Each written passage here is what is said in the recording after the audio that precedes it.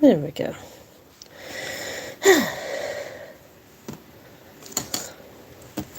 That's about right. Alright, welcome back to the live stream. I'm going to sit here. I'm going to listen to somebody probably play a game or talk about dead people. And you're welcome to pop in every once in a while to see how the crafting is going.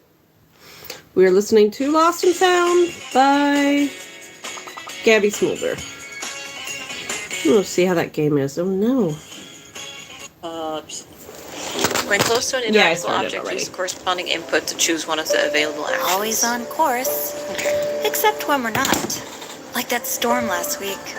Poor Gary was stretched thin. Alright. The frosted pops are so cute. Caleb was practically scandalized when I told him I don't have a turntable of my own. Maybe I should save up for one. I feel like record players are for people who are really into music. Like, I wouldn't get one. It's off. Really had to triple check, huh? I definitely got that from Mom. Okay, there's the door. August already. The Liberty Press, I'm 1964. Really Rotate the object. Is it just like this? Oh, look at that. Toggle the text with space. Okay. President responds to attack on American units in North Vietnam. Following the attack on two destroyers in the Gulf of Tonkin, off the coast of Vietnam and South China, President Johnson has made strict strides to double the efforts to patrol the Gulf and rout any enemy forces. Naval forces will see their numbers increase with explicit orders to attack on sight. Air forces will provide additional coverage. Commanders have been ordered to shoot to kill. Jesus. Two U.S. destroyers, the destroyer Maddox and Turnjoy, were the targets of unprovoked attacks by North Vietnamese torpedo boats. President Johnson's response was swift and indicates that the U.S. government is ready to take any and all necessary measures to intercept enemy forces and protect American assets from further aggression. President Johnson will be sending another destroyer to the Gulf of Tonkin, accompanied by an air combat patrol, all from the U.S. 7th Fleet. According to reporters, the president was unambiguous in his orders, instructing commanders to attack any force which attacks them in international waters, and to attack them not only with the object of driving off the attack force, but of destroying them. More on page 3. Harlem riots are a result of decades of pent-up tension, says expert. Dr. Harrison Taylor, professor of sociology at NYU and author of several books focused on race relations, reminds us that the riots that took place over the course of the last weeks in Harlem stemmed not from a single isolated incident, but from decades of pent-up tension and injustices. Taylor cites a number of factors beyond the inciting incident that was the shooting and killing of James Powell, highlighting numerous infrastructural failings within the Harlem area, such as the death of educational, recreational, and health facilities. The common occurrence of overcrowding and rent gouging in residencies, and discriminatory practices of employers and service providers. If we can't, or as is more likely won't, address the root causes of the underlying dissatisfaction shared among Harlem residents, we will reach this inevitable boiling point again and again, Taylor warns. Yep. How true that is. In the middle of a game. Ooh, what's this? This machine probably eats cigarettes. A huge chunk of Teresa's pay. Teresa? Good thing I don't smoke. Oh. This is mine. Caleb's been a great piano teacher, but it might take a while before I'm able to play this one. Hello. How are you tonight? That reminds me of my own lessons, like the notes your teacher would put in the sheet music. When the time is right. Not yet. Oh, no. Is that from Beth? Dear Sophie. They're Beth. Love, Andrew and Beth. Now, writing to you from the bar at the Old Boar, Beth has asked me to inform you that she's just handed me a perfectly made gimlet and that her hair looks particularly good today. We both miss you very much. Beth is making me write that she misses you more, but we're so happy to see you thriving in your travels. After dreaming about seeing the world for so long, you're out there doing it. It's everything that you deserve, especially after the last few years. Take in every moment and regale us with the details when you're next in Montreal. Things here are carrying on, proud of the safe haven rebellious subjects has become, for strays and fellow travelers and other like-minded folks alike. But keeping things covert is becoming more and more of a challenge.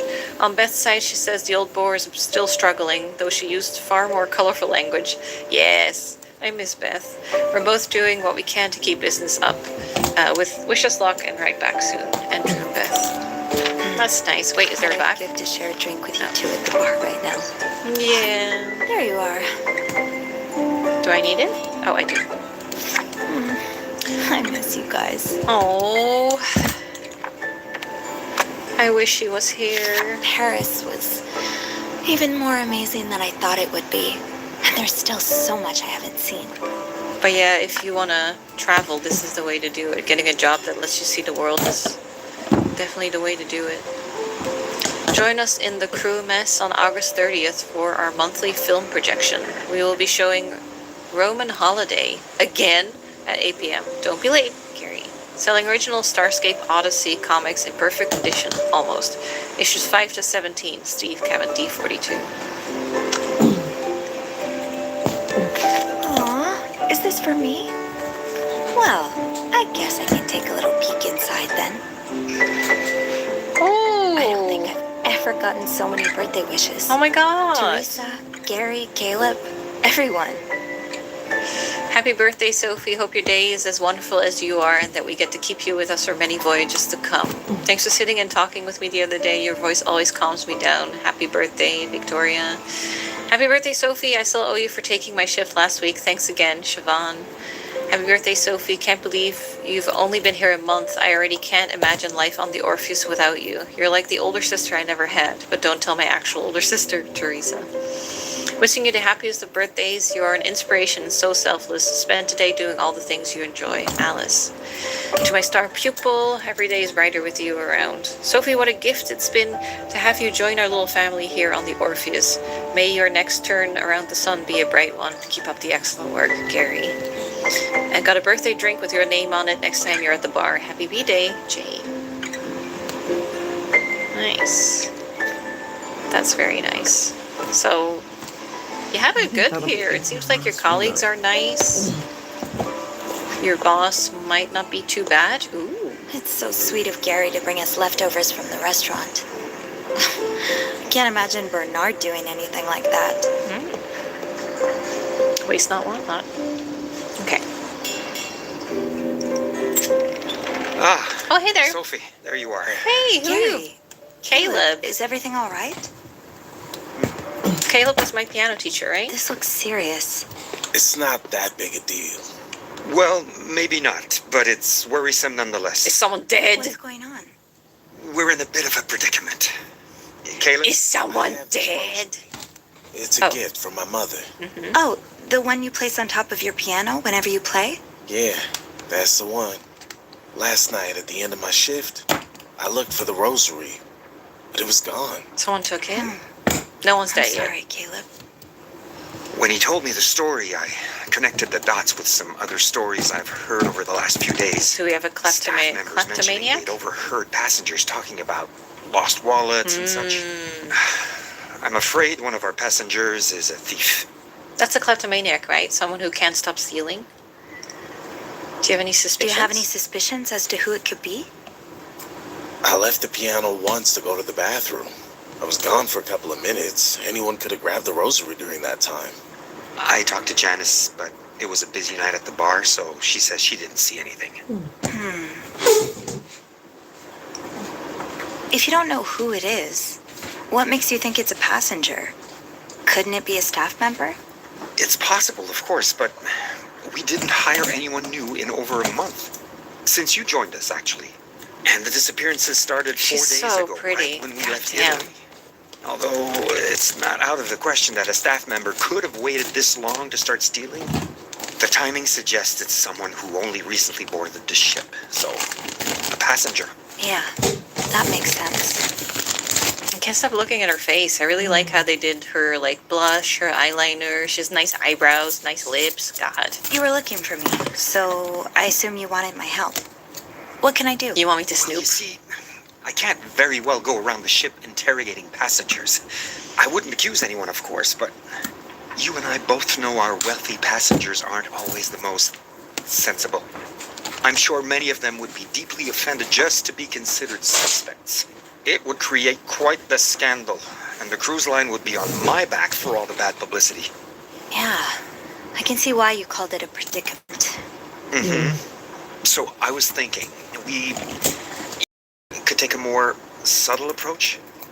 Today, as you clean the cabins, you could keep an eye out for Caleb's rosary.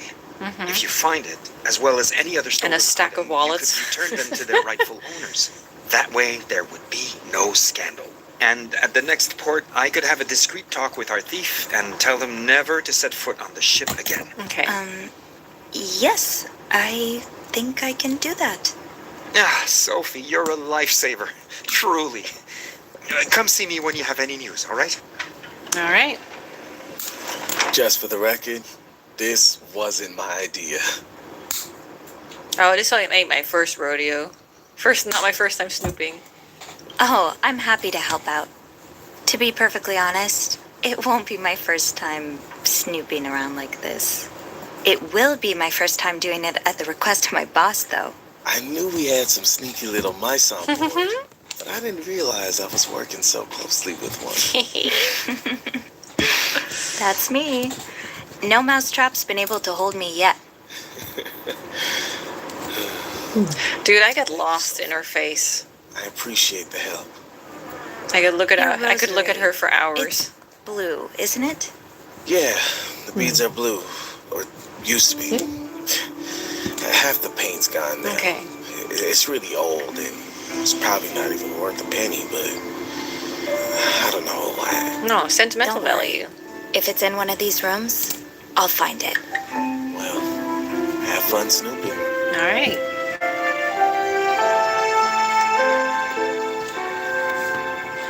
Well, I've missed her and Beth. It's funny how some games, they're not too long. You played in an afternoon, but some really stay with you. Over there. I really enjoyed this one. And my The original fingers one. face a bit more. There we go. Clean Teresa's great at cleaning after others, but not so much after herself. MS Orpheus to Grant Hudson. You better find new one before next race. Get rabbit foot or something. I don't care. Just get back to track ASAP. There. A new lucky charm, See how much like it a stays up rosary, there? maybe. I better deliver this to Mr. Hudson's cabin. Okay, let's I see. need to also finish this first. Naples, New York. What have you mentioned? Naples, Italy. To New York, US. I see. This is the room layout. Grant Hudson, Irene Santorelli, Francesca Santorelli. Oh, sisters? Ethan and Virginia Adams. Then a vacant 309. Oh, it's a tiny room. Okay. And then we have Marco and Pietra Giannini in 311. So they're in the corner there. Steward pantry. Okay. Stewardesses Teresa and Sophie. That's me. Alright. Looks like that's it for here. Ooh, look at that. Tab and Q. Things to do. Apparently we got a thief running around the Orpheus pocketing things that don't belong to them, including Caleb's rosary.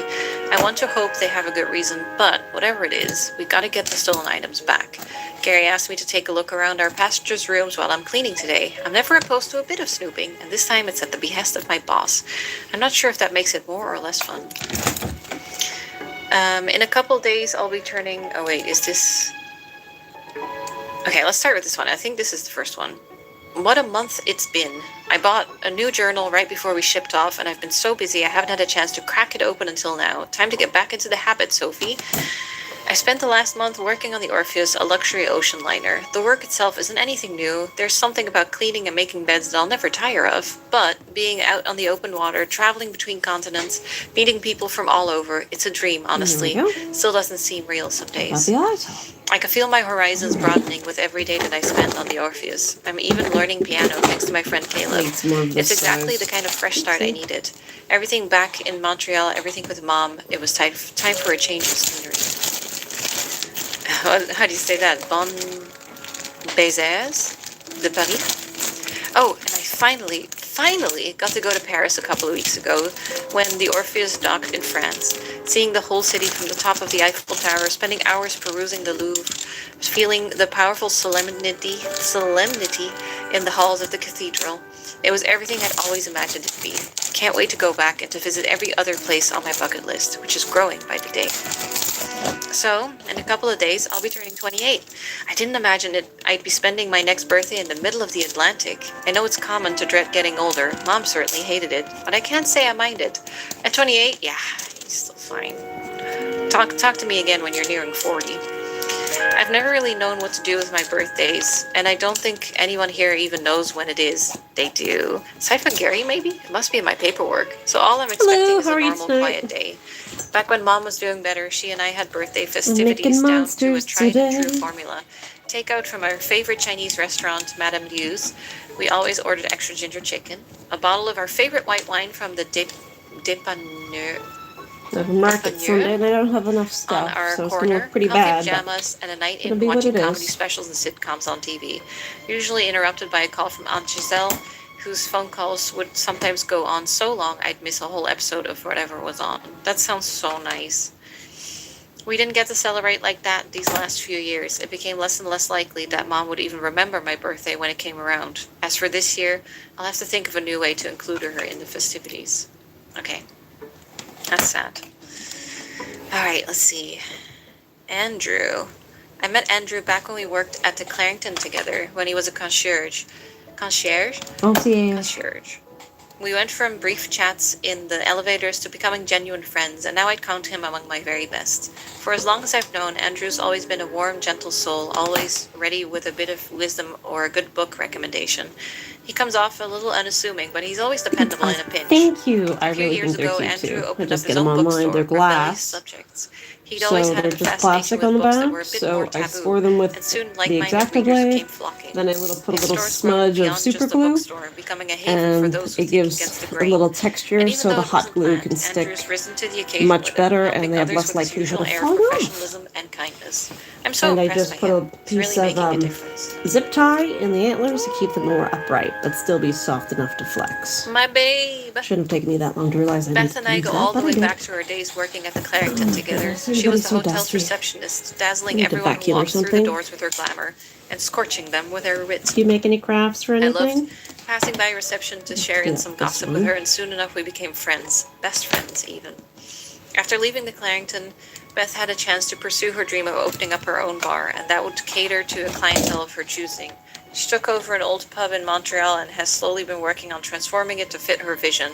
And while she won't admit it, it's obvious that the whole process has been hard. Still, Beth is nothing if not relentless. I know she has it in her to make her dream a reality. Okay, it doesn't say anything about relationship status. Maybe because I didn't want to bring my ending with me, maybe it's more neutral. Gary. Gary is Monsters are Orpheus' big and some assistant monsters hotel are not. manager and my Would boss. this be As far as too bosses big go, Gary's a far as a cry from bag previous charm, ones. do you think? He's patient, kind, and has an enthusiasm for his job that always comes through in Thinking his about turning jovial it into a attitude. bag charm, but I Still don't not know if used to the having such an quality is too easygoing shit or boss. I what. spent days fretting over asking for time off ahead of our arrival in Paris, and I barely got a sentence Maybe I into my should prepared experiment. speech before Gary raised his hand and told me that he'd be upset if I didn't go out and see the sights. He even directed me to his favorite place to get steak frites, for which my taste buds were very grateful. He's an all-around lovely man, even if he can be a bit scattered or clumsy here and there. I'll take that over the fascist I used to work under any day. Caleb! Can't say enough good things about Caleb. Talented, hardworking, thoughtful, handsome. He's by far... Are you bi? He's by far the person I'm closest with here on the Orpheus. He's a gifted pianist who doesn't get nearly the credit I believe he deserves. Some might treat his performances like background noise, but every so often you catch someone staring, glassy-eyed, enchanted by his music. I'm certainly guilty of that myself. After chatting with him after work one evening, he offered to give me piano lessons. How could I refuse? I've mastered Twinkle Twinkle, and now I'm working on The Mouse's Lullaby. Caleb says I have a knack for it, but I'd be lost without his guidance. It seems like Caleb's rosary was stolen by one of our passengers. I'd gotten used to seeing it on his piano during our lessons. I can tell it means a lot to him. I hope it hasn't gotten too far. I'll keep an eye out. Okay, here are the passengers we have so far. So we haven't seen them yet. Grant Hudson stays in 301. One of the most exciting parts of working on the Orpheus is getting a glimpse at the stars it attracts from time to time. And Grant is the biggest one on board right now. He's big in the racing world, having won his fair share of significant races, from what I understand. Admittedly, he's not from the part of the entertainment industry that I usually pay attention to, but I've definitely heard his name before, mostly in relation to Sandy Bluth, the singer. I've read that her song, My Heart is Racing, is actually about Grant. I wonder if that's true. Okay, Marco and Pietra Giannini, room 311. We haven't crossed paths yet. Ethan, Virginia, in 307. Haven't met them yet. Irene Santarelli staying by herself in 303. And then Francesca, probably sister. I wonder what their relation is. Yeah. Okay, cool. I like to read all of this now, and then we can read stuff as it's been added. Yeah, I was wondering that. When he said rosary, I was like, could you just wear it around your neck when you play? Instead of putting it on the piano? Would be safer that way. But I wasn't sure if it was like a necklace type or like the small like wrist type that you hold in your hand. Telegram for Grant. So this is the star, right? Okay, the racing guy. Better find a new one before next race. Get Rabbitfoot or something. I don't care. Get back to track ASAP. Cabin plan. Okay, cool. That's what we looked at earlier. Nice. All caught up. That looks like the hallway. That's the Starscape Odyssey thing again. Looks like nobody needs anything. Okay, that's For right. now. Let's check that. Don't worry, little cups. I'll bring you some more friends. Dude, that's what I say. What the fuck? I always say that. When I put cups back in the cabinet, I always say, like, back to your friends. I'm sure I'll find more glasses in the cabins. Our passengers love to drink. Okay, that's where we make drinks. We can pick up towels. There's the laundry chute. Ooh, what's that? A lighter. Huh, that's Teresa's lighter. Teresa. She's probably fretting about it right now. I should leave it in the locker. Okay, pick up. Better keep an eye out for unused trays. Passengers have a bad habit of leaving them lying around. Do I have a map? No, I don't think so. Yep. Just 2 more days until the big 28. Oh, it's August now. 2026. Holy shit. Okay, I did that. Now, let's find this thief. Well, I want to find Teresa's locker first. How do I get there? I don't know. Can I look at the map again?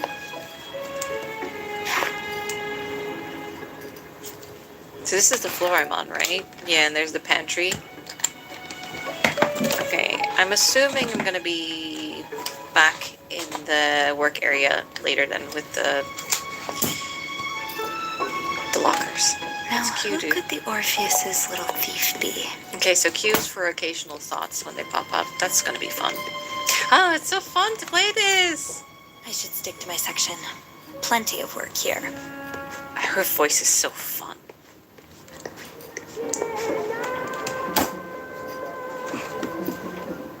I don't need anything, thank you. Okay. I'll try circling back later. Anyone in here? He didn't even knock. Ugh. Oh! Oh my god. Holy shit! Could be wine. Don't get your hopes up. Is there a murder? Am I literally walking into the Might first be room I murder. find? Into a murder scene?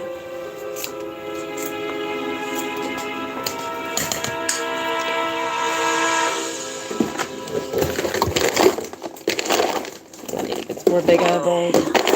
Here. Dude, I wouldn't clean this. I would go straight to the boss. What the fuck? Please tell me this isn't what it looks like. Oh my god. Wait, whose room is this? What the fuck is this? It's locked. Bet there's a body in Is it. there a body in there? Probably a body in Oh there. my god. Wait. Did they chop it up and then drag it to the chest? Holy shit. Oh, too late now. Hi, little cup. Let's bring you back to your friends in the pantry. Horseshoe, lucky penny, lucky dice, dreamcatcher, four-leaf clover, albatross, wishbone. Is this Hudson's cabin? Oh, I didn't mean to clean it up. Dang it.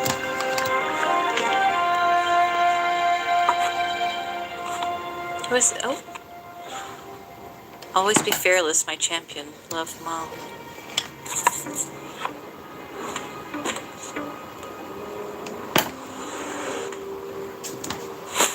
I should arrange the pillows before I take care of the sheets. Okay. Dear Sandy, greetings from Italy. Well, not really. I wanted to send this before I left, but I've been so busy. The trip has been more inspiring, Grant, than I could ever have hoped for. I finally feel alive again, just like I did when I first started racing. You're right that I'll have to face Warner eventually, but I'd rather not do it now. I know he'll blow a fuse and that would just ruin my mood. I lost my good luck charm a few days ago, so I told him I couldn't race when I found it. I'm glad for the excuse, but I do hope I find it before we get to port. I've had that thing since I was a child. Can't wait to see you again. Oh, maybe whoever has the sticky fingers stole his lucky charm. Okay, nothing in there.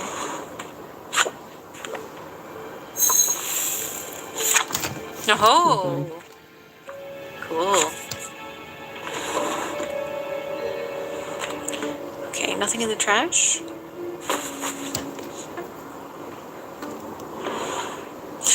Yeah, shouldn't we go straight to our boss with this murder scene?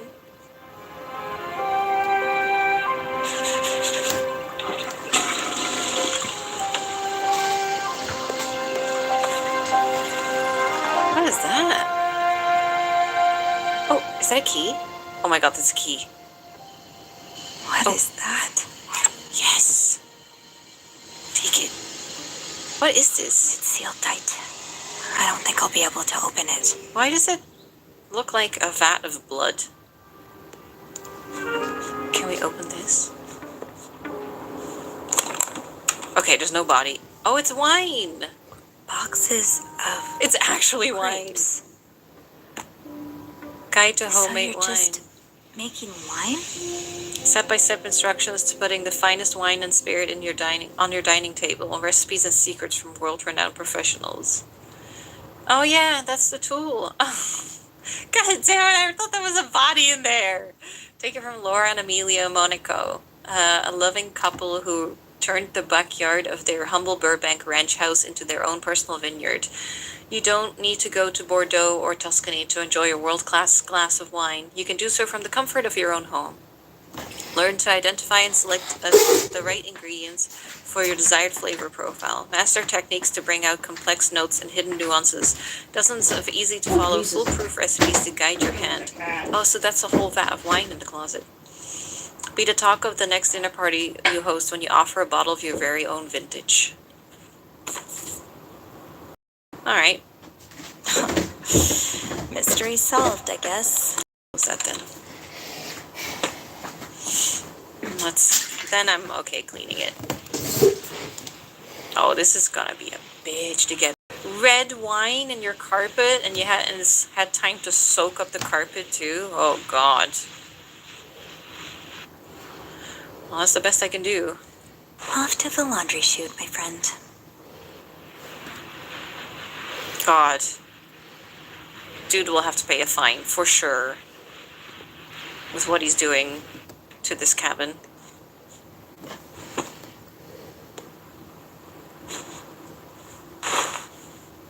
Alright, well. So this is some kind of winemaking tool. Yeah.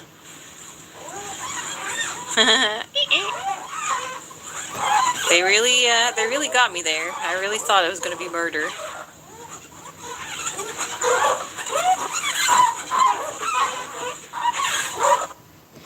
There.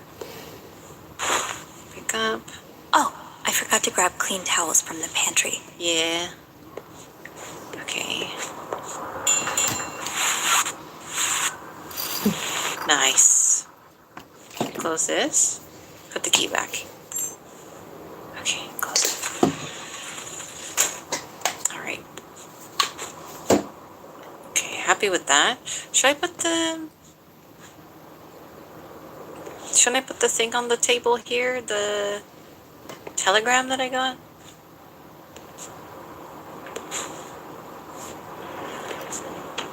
Okay. Yes. Okay, I haven't actually looked at this yet, I think. Fundamentals of soil science. Biodegradation, decomposition, and bioturbation. Bioturbation. Breaking down organic matter safely and efficiently. The impact of living organisms on your soil. No stolen objects here. Let's check another cabin. Dear Grant, I get it. I really do. But at a certain point, you need to make a call. The call. Do you really think it's still just a temporary slump? If you ask me, someone who knows you fairly well, I'd like to think it's obvious that you've lost your taste for racing and that it's time to move on. Plain and simple. Don't draw this out like you do. Just tell Warner you're hanging up your jacket and moving on to something else. Speaking of managers, Dominic's been in my ear about buying you your Ferrari. I hope you'll consider it. He's always in a better mood for a few weeks after getting one of his shiny new toys. Think of it as a symbolic gesture. You sell your race car, close that chapter, and use whatever absurd sum of money he gives you to jump into your new passion. Win-win, baby. I love how you've taken to Italy. It's enchanting, isn't it? Maybe we should think about a summer house along the Riviera. With love, always, Sandy.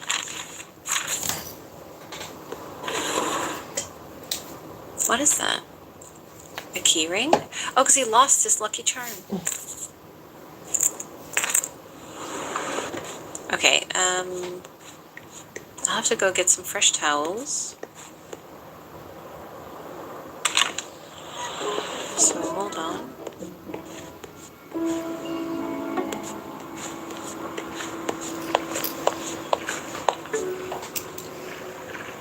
Here. Come with me, towels. I'll find you a spot in the bathrooms. Wasn't there like... There you go. I had a cup on me. Okay, so I have 3 dirty towels and 5 clean towels on me. There we go.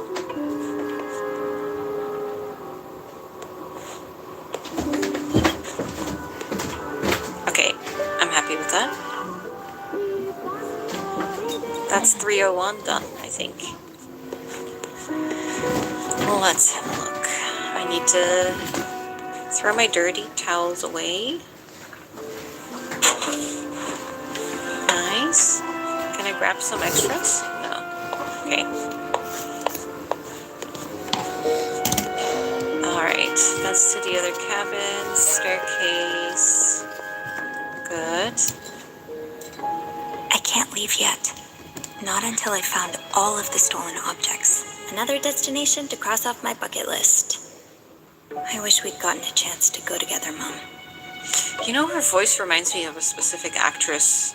Oh, but I have no idea what she's called. I think she's in Yellow Jackets.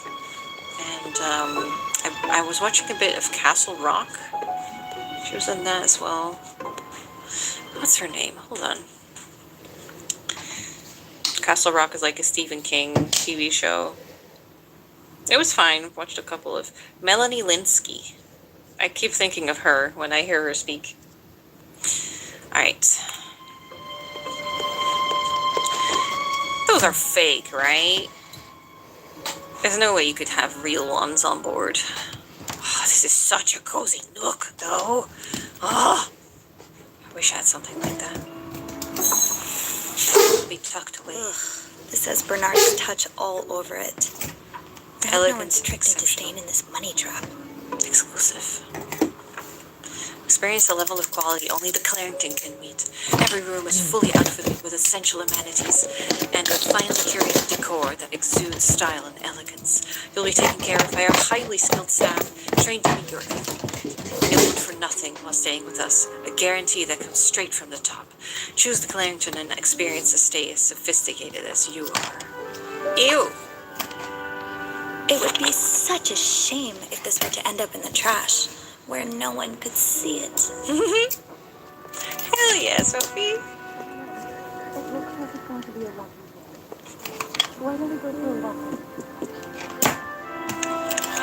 Oh, hi!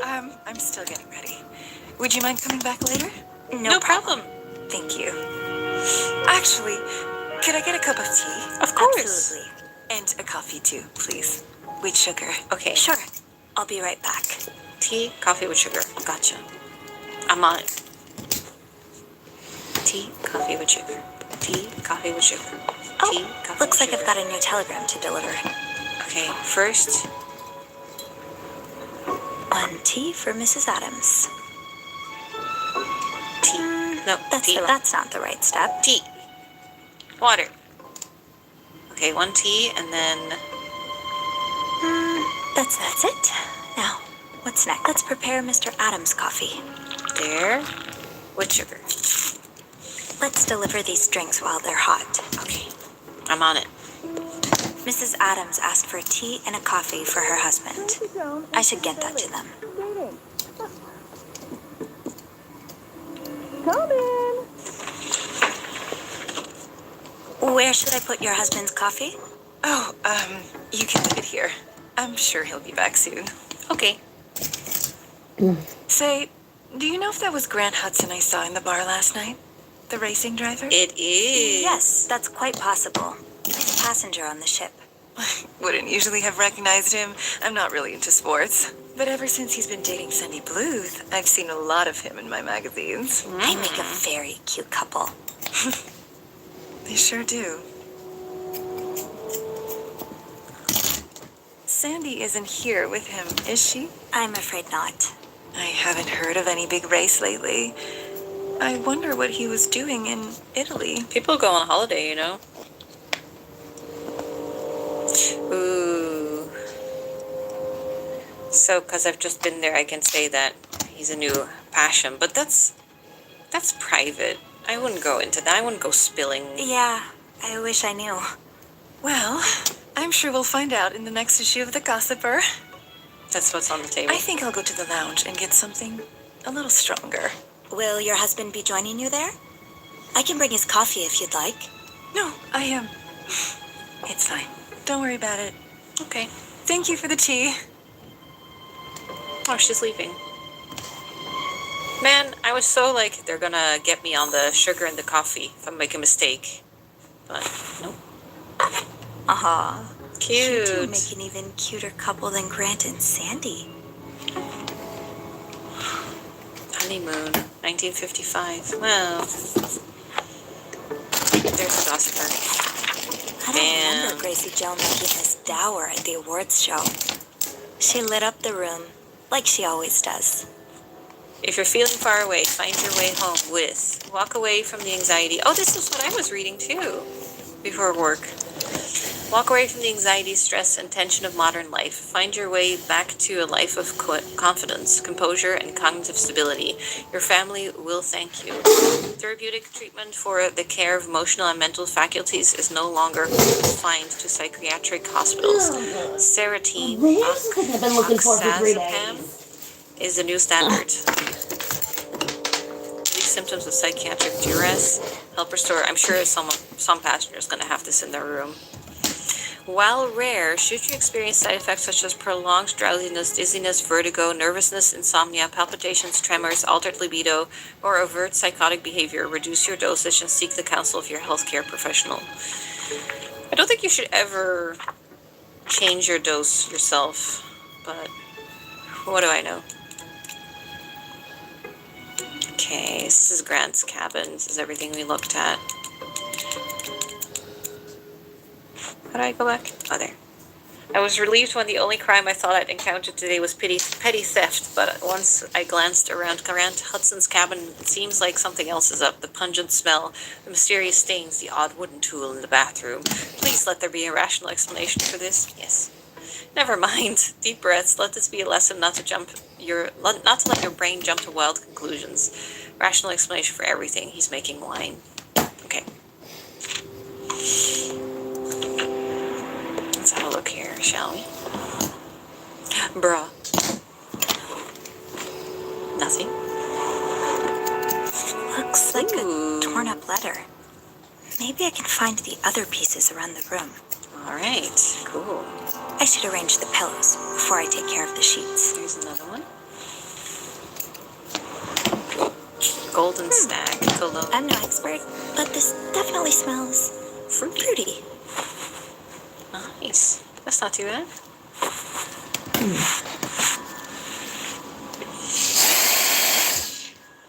Nope, There it is. I just need a few more pieces now. Hello there. Oh, there it Took is. so many pills too. It was hard to keep count. Clean up. Tablets. Miltone. Can I line them up or anything? No? Bet there are more pieces to this letter. I'll have to keep my eyes peeled. Alright. Did I check this drawer? I did.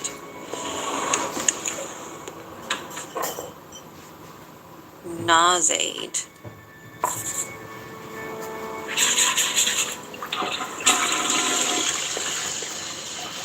Do you want to put clean towels out? Relinol. Headaches, toothaches.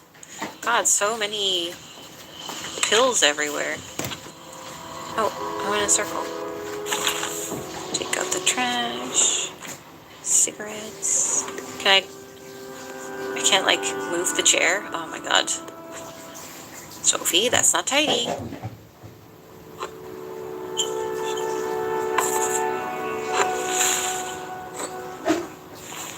That one's picked. Come here, you. Destination, the pantry. Okay. Do you want to leave the coffee? Though I needed a bit more paper.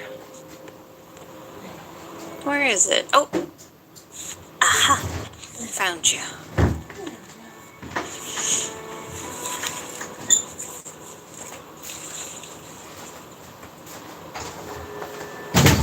Alright. I'm sure I can put these pieces back together.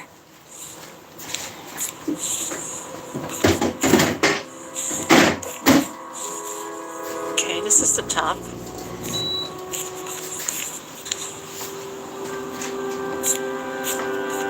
There.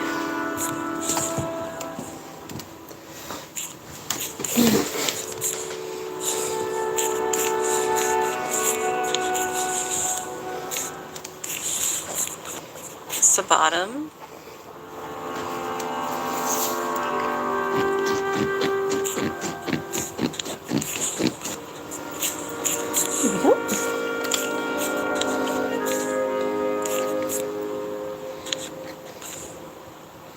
Okay, that must go there. There we go.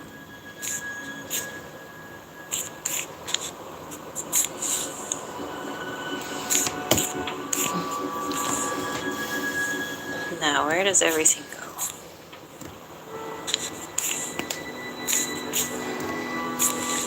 Haha. What does it say?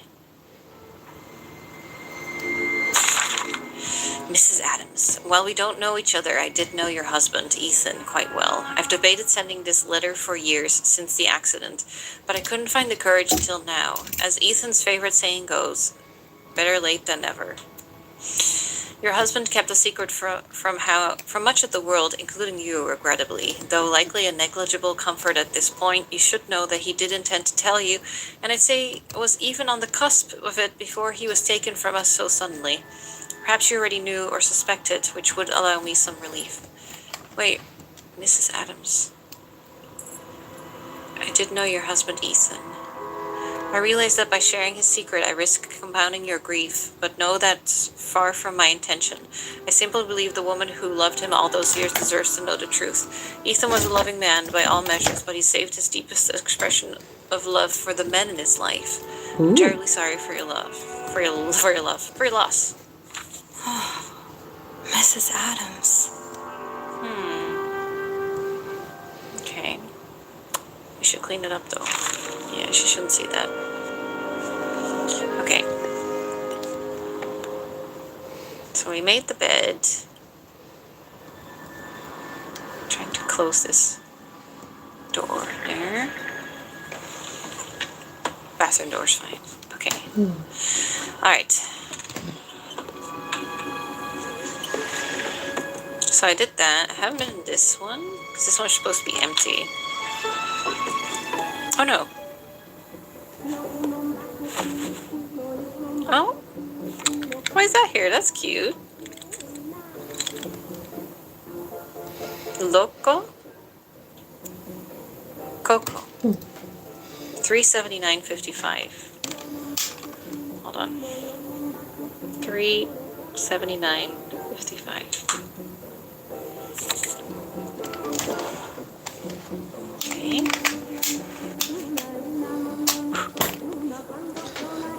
That, I mean, it's a fire hazard. Sorry, I have to. Santorelli Bible. That would be a good. It's been a while since I visited Mom. That would be a good place to hide stolen objects. No one would think to check in an urn out of respect. Privacy, please, while I snoop. Oh, why'd she do that? I want to read that. Dear Fran, sorry, I'm gonna be blunt, though I wish you would have written Donna or Elena if you wanted useless niceties. I always knew that Sanguisuga was in it for the money. She never loved Bruno, and now she must be downright giddy at the prospect of acquiring his fortune earlier than anticipated, I'm sure. Please, Fran, you must contest the will, as ruthlessly as you can. Do not let her get even a single penny. You'll never know a restful night's sleep again knowing she's out there spending Bruno's hard-earned money.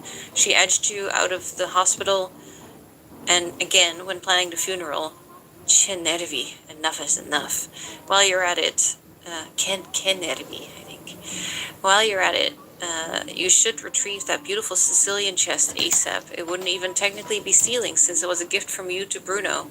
Trust me, if Bruno had seen the truth, this is what he would have wanted. Keep fighting, Sorellina. Adriana. Sorellina is like sister? What's this? Bruno, born April 15, 1934, my loving son. Named after my dearest nonno, Bruno Lucio, nonno's grandfather, I think. A dedicated man who worked tirelessly for his family. Bruno was always hardworking, driven, put the business above everything else, did his family proud by growing the business and achieving so much success. An incredible businessman, husband, and son. Would have been a wonderful father if his wife. We return his body to the earth. We return him to our family's hometown of Cisternino, so that he can rest forever among his family and so that his connection with our homeland can never be severed. He will always be my Coco di Mama in this world or the next. These are never easy to write. Thank God Andrew read mine over, or it would have been gibberish. Okay.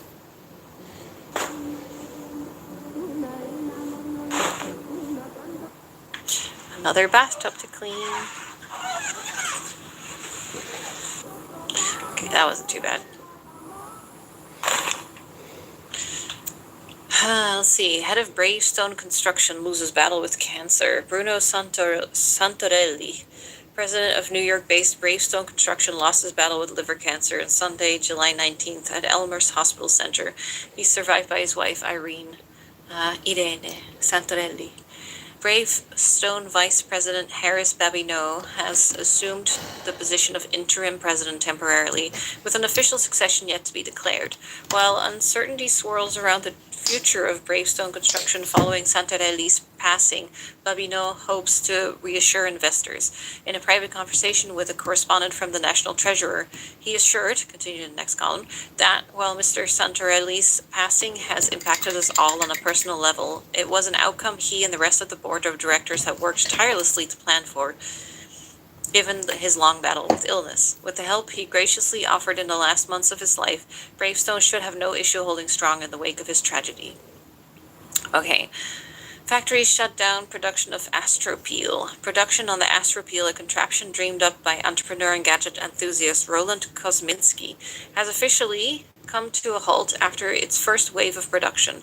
The proclaimed revolutionary kitchen accessory purportedly capable of peeling a potato of any size in a fraction of time it would take to be peeled by human hands, saw mass returns after numerous customers reported having to clean potato peels off every surface in their kitchen, including their walls and ceiling. I mean, Astro Peel ceiling. Included businessmen such as Dyson Barnes and Henry Davis. When reached for comment on the failure of Kosminski's product, Barnes expressed regret over the money loss and advocated for a more stringent quality assuring testing. Davis declined to comment. McLeod Industries' new frontier, weapons manufacturing. McLeod Industries has recently looked into diversifying its production output by expanding into weapons manufacturing. Founded in 1946, McLeod Industries is focused primarily on manufacturing of textiles, with several textile factories established across the United States and Canada. President Richard McLeod has reportedly acquired contracts to repurpose 3 of his factories towards the production of weapons, with plans for more in the near future. With tensions mounting in North Vietnam, the demand for American weapon manufacturing has seen an increase, and companies like McLeod's are eager to answer the call.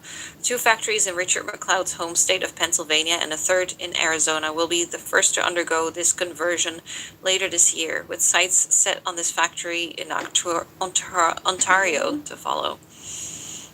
McLeod Industries is forecasted to make an initial profit of $370,000 following the acquisition of these new contracts. Since the breaking of the news, McLeod Industries has seen a positive response from the market, resulting in a rise in its stock value. Financial analyst Willard Clarkson suggests that this is a strong indication that we may see other companies make similar moves in the coming months. Oh, what a sad time. Do you not want to clean that up? No stolen objects here. Let's check another cabin. Okay, yeah, this is a small cabin. I really thought that code was going to be for something. Maybe later. Did she hang little curtains up herself? Okay. That's all I can see. Oh. I thought the door got stuck, but I got stuck on the door. Alright. Let's see.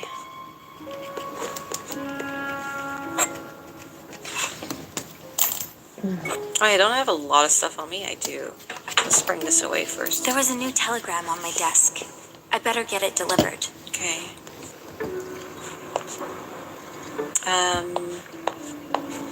Let's put that back. Okay, glasses. Cups. Nice. Okay. I have dirty towels on me. There we go. Okay, now we're good. So where's that telegram? Ah. Your mother-in-law wants to contest your husband's will. Come see me at my office as soon as you get back. For Irene. Irene Santorelli. That's the one we were just at, right? For Irene Santorelli. I should get it to her. Irene 303. Oh no, that's not where we were. Yeah, she should be staying in 303. Okay. Is it here? No, that's 301. 303. What is it? I said I didn't need anything. Mrs. Santorelli, there's a telegram for you. Hello.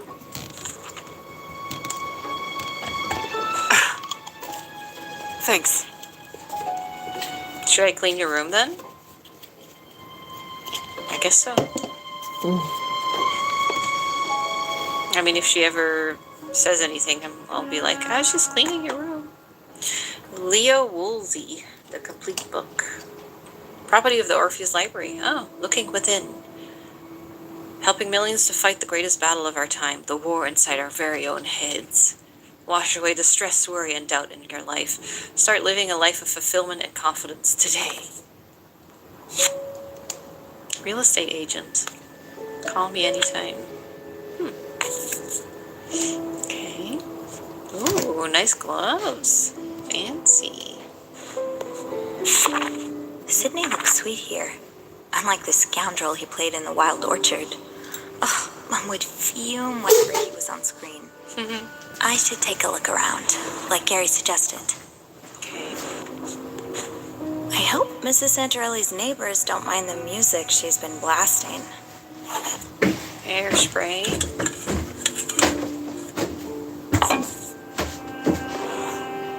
Okay. Ooh. This is a suspicious-looking What chest is if I've ever that? seen one. It's locked with a 5-letter combination. Okay. 5 letters. That's a lot of black clothes. All black. A fur coat in August. I've never been out to sea, though. I think that's weird. Atlantic, anyway. Just clean all of that up. Always on course. Chariot Line, welcome aboard. Happy to have you. You'll be in the capable hands of renowned naval Captain Elio Delamar of the Orpheus and Captain Jonas Holmstrom of the Eurydice and their world-class crews. I was going to say world-class clues. You can depend on us to get you where you need to go, always in comfort, always on time, and always on course. New winter itinerary. Chariot Line is your gateway to unforgettable vistas and historic landmarks. Enjoy a summer of European splendors and spend your winters basking in the beauty of the Mediterranean. With the extension of our services to the winter months, we're thrilled to have you with us year-round. Escape the cold and join the fun. With our newly curated winter trips, you can leave your coats, boots, and scarves behind and escape with us to the sunshine and blue skies. We invite you to lounge by our newly built outdoor pool, indulge in our immaculate curated bars and dining services, or catch a spectacular show in our theater. If there's anything you find wanting, our ever-vigilant staff is at your disposal, ready to help however they can. There's something for everyone on board a Chariot Line cruise ship, and we won't let the elements get in your way. Oh, pedals? Huh?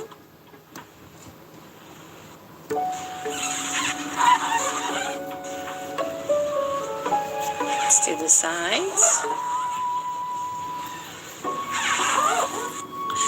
All right. I have one more clean towel, I think. I'm just gonna throw that one out. What would be her 5-letter word? I hope Mrs. Santarelli's neighbors don't mind the music she's been blasting. I mean, could it just be her name?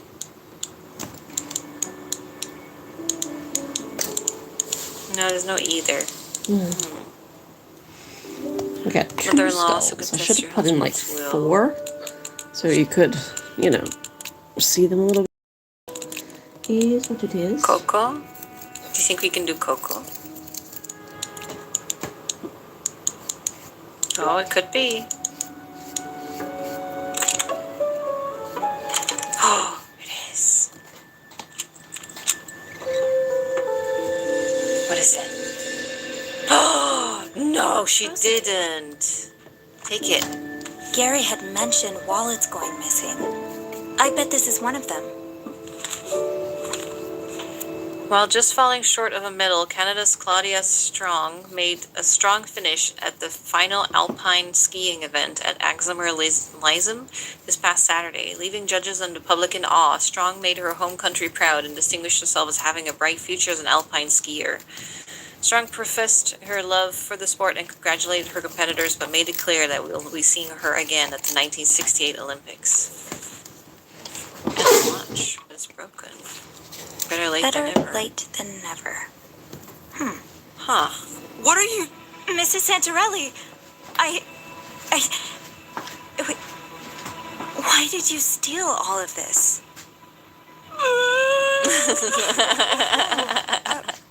Sorry.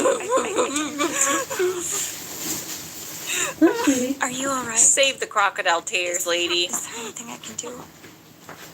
Would you like something to drink, maybe?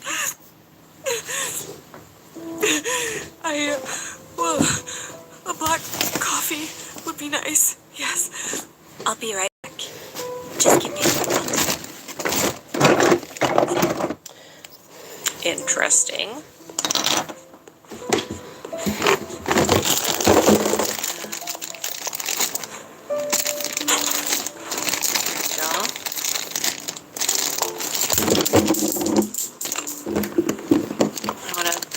Lighten my load a little bit. There we go. That's better. Let's make the thief a cup of coffee. Poor Irene. I hope a warm drink will soothe her. At least a bit.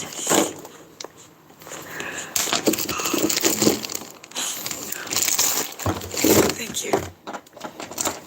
So, Mrs. Santarelli, I don't want to get you in trouble. I'd just like to understand what happened. Come here. Please. Come here. I'm afraid it's not a particularly cheerful story. Bruno, husband, was diagnosed with cancer over a year ago. I got the baby. Terminal. Nothing to be done. The doctors told us he only had a few weeks left to Wow. live. Oh, she's so vicious. He's always been she's strong. so strong. He passed away no, only she's 3 weeks ago. escaped. What will I do? I'm sorry. I took care of him for all those months. I wanted to be there, of course. I loved him, but it was so stressful, so draining. During that whole time, I barely went out. I had no social life, spoke to no one but nurses and doctors. The only time I could escape, just for a few minutes, was when he'd be resting and I'd flip through a gossip magazine. But after a while, even that wasn't enough. So what did you do? That's when I started having this impulse to steal. I didn't need any of the objects I stole. I barely registered what I was taking. But I just couldn't resist. trying to I grab thought control. it would get better once Bruno was gone, but if anything, it only got worse. I mean, the stress of figuring out the succession, what to do with the house, this trip, and of course, my mother-in-law treating me like a criminal, contesting my husband's will. What happened? Why would she do that? She thinks I'm not grieving enough. But I've had over a year to prepare for Bruno's death, to grieve in advance. It's not my fault she decided to stick her head in the sand and refuse to face the inevitable. And now, because I don't spend every waking hour crying my eyes out, she thinks I never even loved him.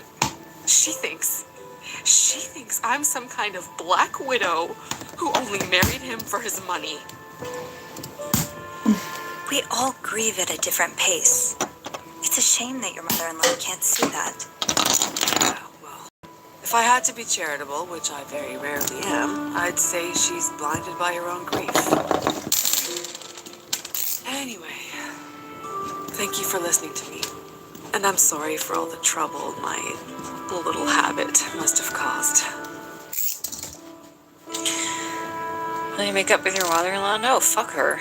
Maybe you should talk to Mrs. Adams. If you'd like having someone to talk to, I've noticed some similarities between you and another one of our passengers. Mrs. Adams, from room 307. She also lost her husband, and she seems quite the fan of celebrity gossip, too. I was thinking that maybe you two could keep each other company. Oh, I don't know her. I believe she's in the lounge right now, if you'd like to join her.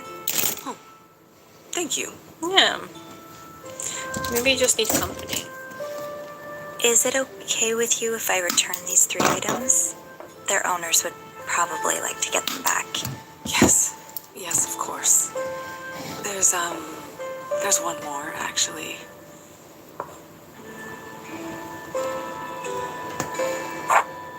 Who's it from? Top. I wanted to return them, but I've been nabbing things that were left lying around on tables and such. I have no idea who they belong to. It's all right. I'll figure it out. Just, if you can, try to be more careful in the future, okay? If you can't resist the impulse, at least try to pay attention to whose things you're taking. I will. Thank you. Sophie. Thank you, Sophie. Well, you handled it very nicely, if I have to say. Now, let's get these items back to their rightful owners. Then I can give Caleb his rosary back. Okay, so better late than never. I think that was the husband. I think it was this. This is vacant. Oh, There's no point in snooping around an empty cabin. this is Grant, right? No, I'm completely in the wrong area. Okay, well, let's have a look here then. Whoa, Did sugar. you take these from the pantry? I mean, they're free, but Stowaway. Sweet tooth. Wait. And all the cigarette butts? What is this whole collection of things? Chez Letizia. Mom and I went for her birthday years ago. One of the last times we ate out. Little Italy's hidden gem. If you're looking for authentic homegrown Italian charm, look no further than Chez Letizia, found on Saint Laurent in Montreal's own Little Italy. The restaurant named for the matriarch of co-owner Pietra Giannini's family, from whom many of the recipes found on the menu originate. Opened in 1949, it has been offering family-style Italian fare to satisfied customers ever since. Fans of classics like lasagna and spaghetti and meatballs will have their cravings sated and then some. Eating in at Chez Letizia feels like sitting in a rustic family home while mom and dad toil away in the kitchen. While the dining area is a little cramped and in need of a good decluttering, don't let that deter you. There's an immediate sense of familiarity and coziness, like you're visiting family. Owners Marco and Pietra will attend to you personally, smiling from ear to ear in aprons marked with signs of their culinary labor. Plates were on the table within a reasonable time, and the staff was friendly and personable. If you're going to try one thing at Chez Letizia, let it be the lasagna napoletana, made with a secret family recipe passed down from Pietra's mother, Letizia herself.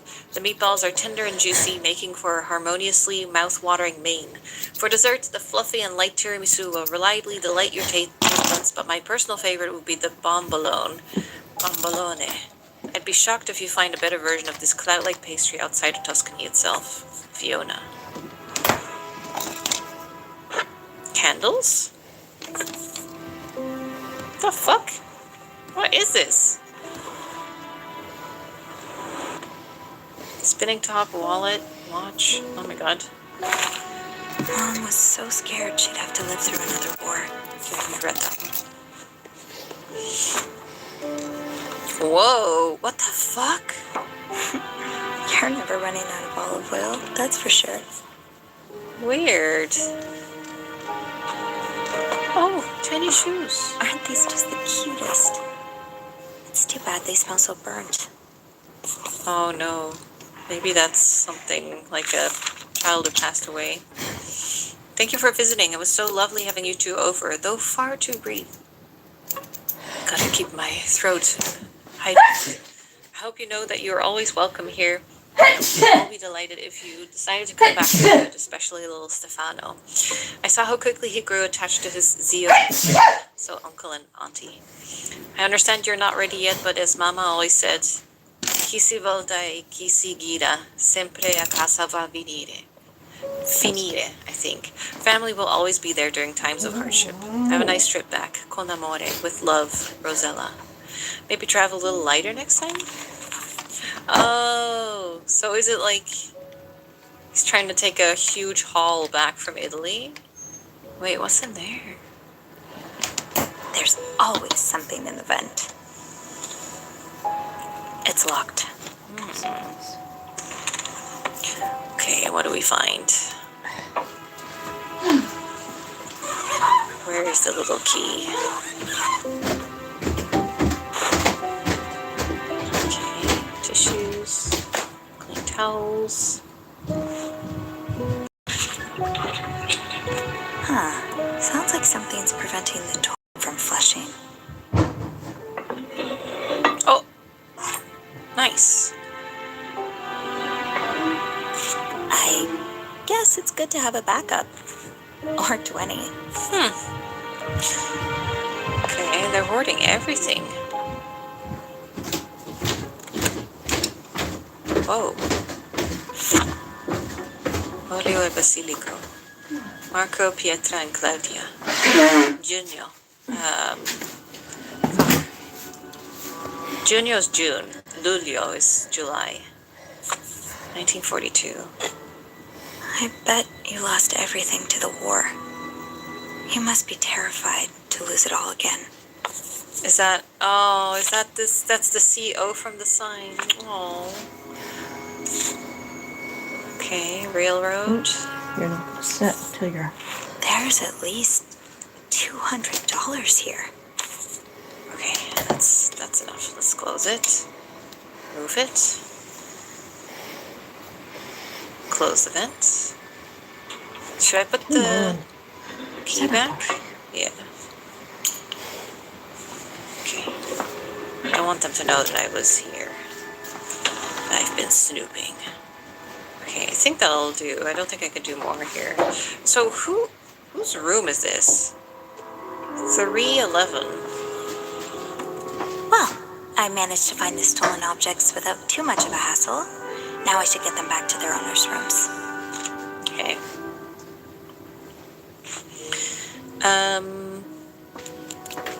Okay.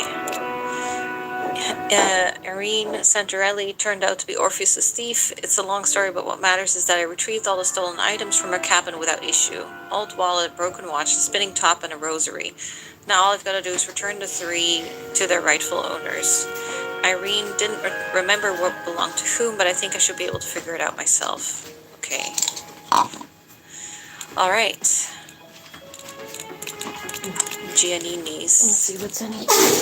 All this stuff. Hello. Okay. Oh, hello. I want to play with you. Can I look at the picture? No.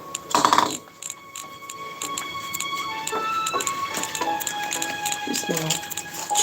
Okay, I think Oh, hello, frog. um That has some potential. because the broken watch Doing is better crazy. late than never, and we've read that, and I think it was the Adams, the torn letter. Yes, Ethan's favorite saying, better late than never.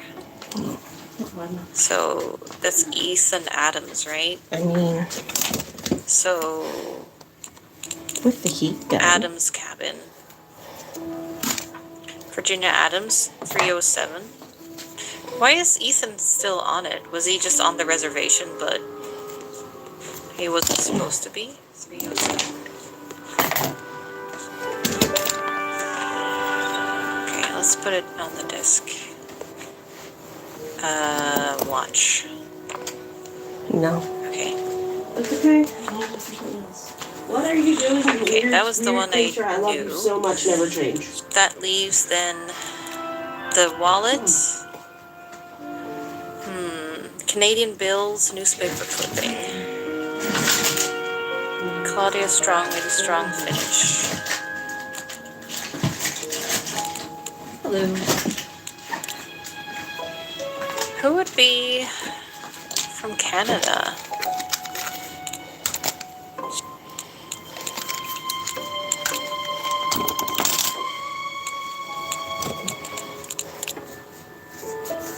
Looks like something from the 40s.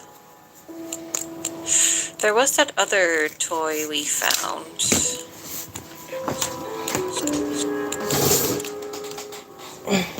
$55. Fran Santarelli.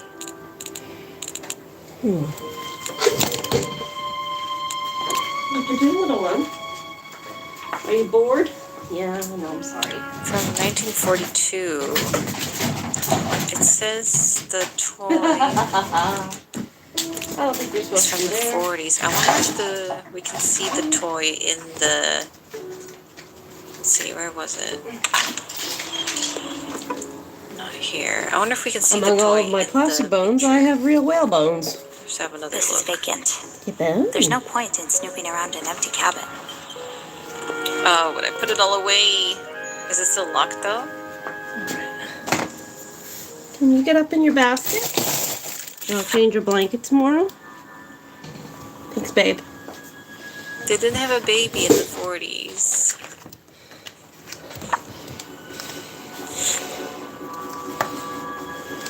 They went from New York to Montreal.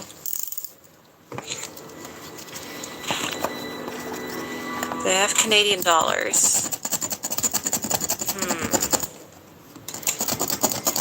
I don't see any connection to Strong. So they have Canadian dollars, but wouldn't most of them have that?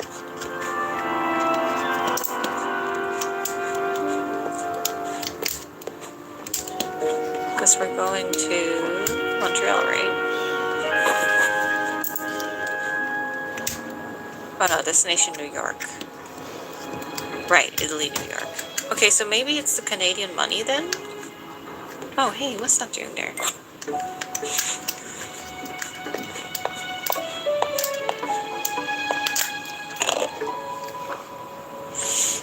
Oh, I returned every cup. So because of the I've money been that's in distracted that, by a side you know, quest. the wallet belongs to these people. Okay. Good. All right.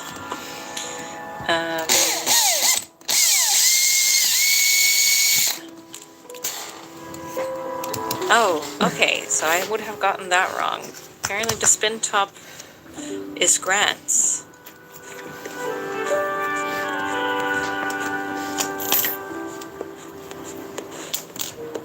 So how would we know that the toy belongs to him? Lucky Penny, Dreamcatcher.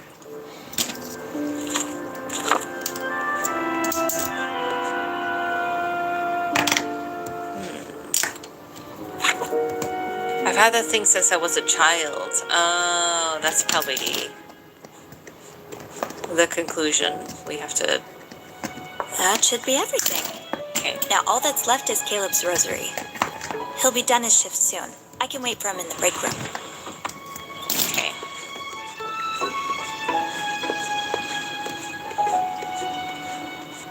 I'll just make sure I close all the doors.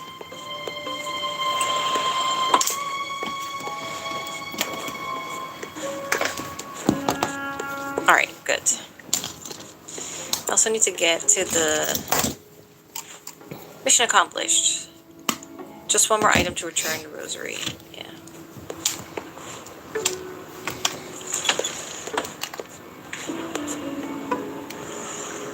Okay.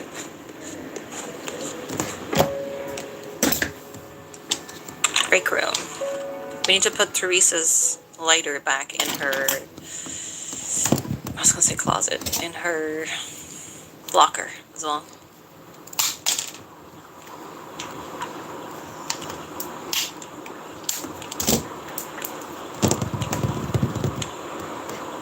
He's taking his time, isn't he? Oh, he's dead, isn't he?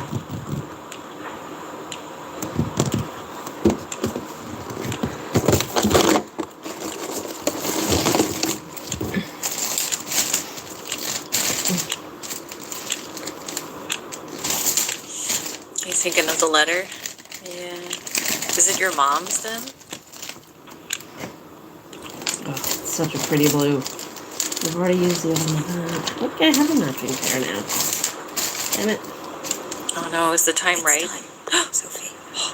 The envelope is waiting for me in my locker. Hold on, Teresa first.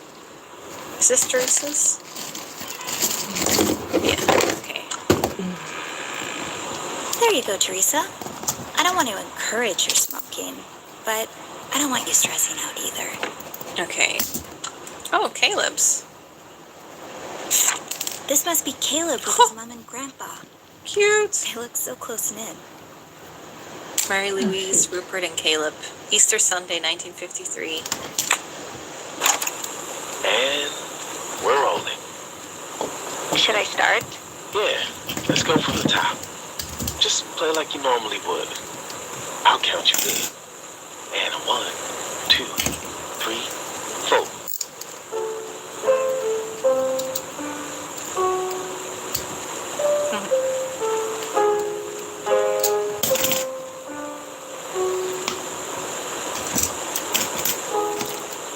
All right, not bad. I'm hearing an improvement. Cute. You're too generous, Caleb. That was awful, and you know it. You're too hard on yourself, Sophie. You're really getting the hang of it. Hell, you learn faster than most. Soon, our passengers will be begging for Sophie Roy on the keys, instead of that washed-up Caleb Lyons. Has that been your goal all along? To find yourself an understudy? Nah, I was thinking I'd squeeze you in next to me on my bench. And then we both play with one hand. Half the work.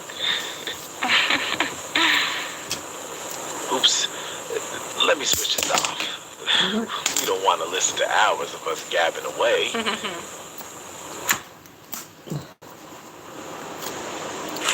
Aw, Caleb. You didn't have to. Rattle I it. should put it back and pretend I never saw it. Mom hated when I found my presents too early. Okay.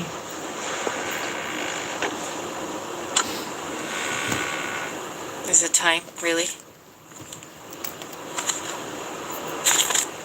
I should sit down for this. Okay. That's all stuff I've looked at. Okay.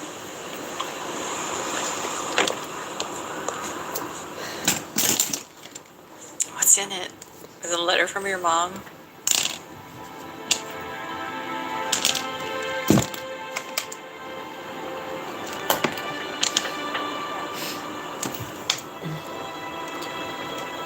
Waiting for them to dry is a pain in the ass.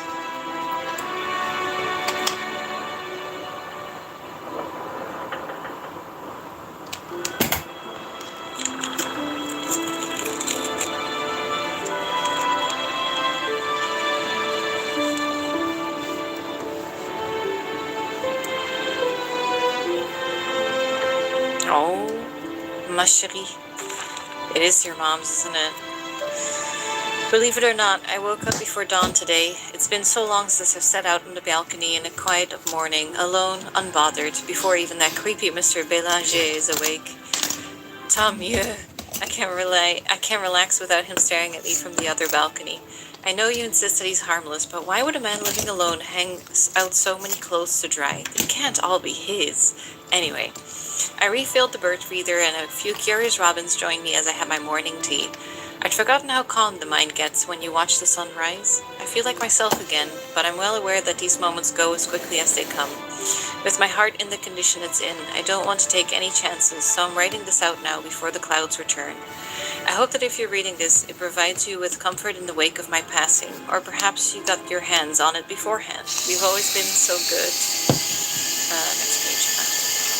At finding my hiding spots. How many of Decembers did I spend moving your Christmas gifts from one closet to the next, trying in vain to keep them out of your grasp? I know that I've been spending more and more of my days in a haze, and I know that I've often pretended that that wasn't the case. But what mother wants to admit that she's become dependent on her one and only daughter? I can still hear your grandmama's voice as she's told your Aunt Giselle and me, I'm so lucky to have daughters who will take care of me when I'm old and gray. Oh, how I loathed the thought of such a life. I swore I'd never ever put that on my own children. However, life had other plans. So it goes. I confess shamefully that now I understand Grandmama's perspective. I can't help but feel incredibly lucky to have been in your care. That said, please know that I see the way you rub your eyes after a long workday, humoring me with sweetness and patience. I hear you try to hide your disappointment as you find excuses to stay in with me instead of going out. I notice how you keep things for me, borrowing the newspaper or turning down the radio whenever there's talk of war. It's sweet the way you go out of your way to protect me, but you must be so tired, Sophie. I can only hope that by this point you haven't lost too much time. My world has regrettably shrunk down to the walls of our apartment. Promise me you won't let yours shrink too, and that you'll allow yourself to enjoy all that this life has to offer. A parent should never be what keeps their child from following their dreams. I'm afraid the guilt of having been that for you for so long will surely follow me into the next life. I'm deeply sorry, ma belle. Oh, that's so sad. I realize that I've asked so much of you, but I have one more request. Please don't choose to live out your life alone as I did. As happy as we were, me, you, Grandmama, and Grandpapa, I want you to have more love in your life than you know what to do with. You have so much love in your heart, Sophie. Don't be afraid to let someone receive it as I have all these years. They'll be lucky beyond measure. Try and visit whenever you can. I've arranged so that I'll be buried next to Grandmama, not far from that beautiful red oak, if they haven't cut it down by then. I'll surely need updates on the goings-on of Orson and Camilla, but the rest of the Wild Orchard crew. I doubt I'll be getting Channel 3 where I'm going. Je t'aime, mon ange. Josephine Roy, Mama. Oh, that was emotional. Deep breath. What a beautiful letter to have from your mom, though.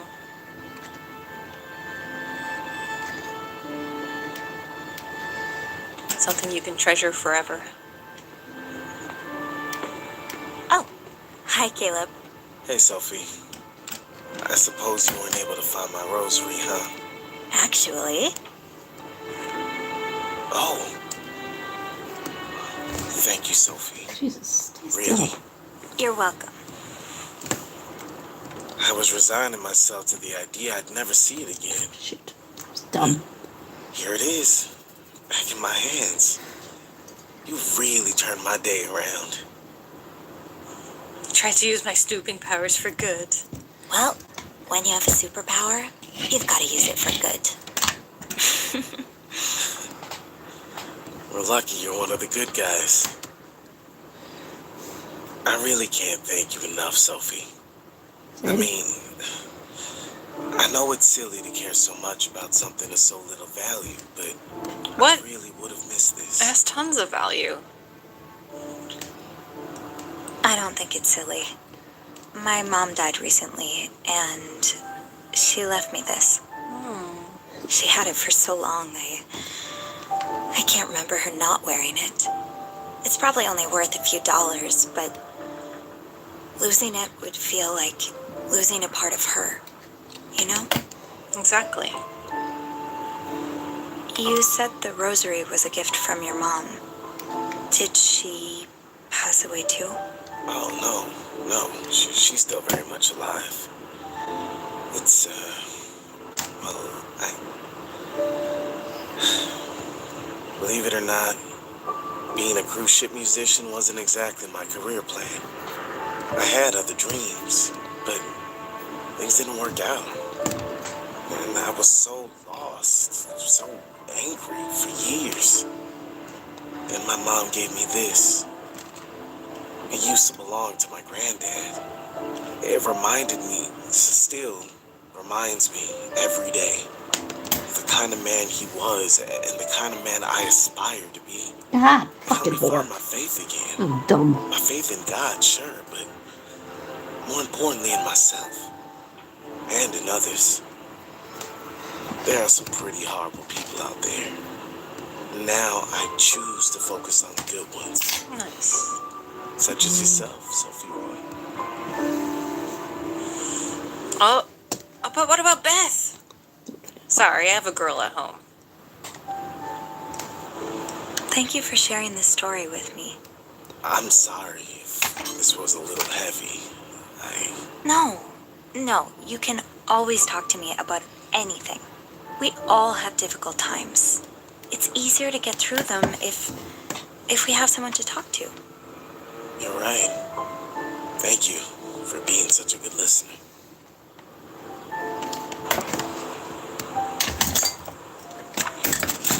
Like, if I had a letter in my locker that Beth broke up with me, okay, Come in. I would have come on to him, but I got Beth at home. Beth So I've forever. heard you've Beth is solved the our little best. mystery. Yes, I did. Well, tell me, who's the thief? Ooh.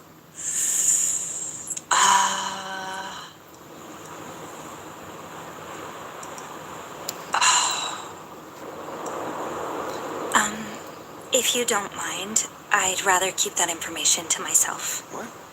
Why? I don't want the thief to get in trouble. They didn't have any bad intentions.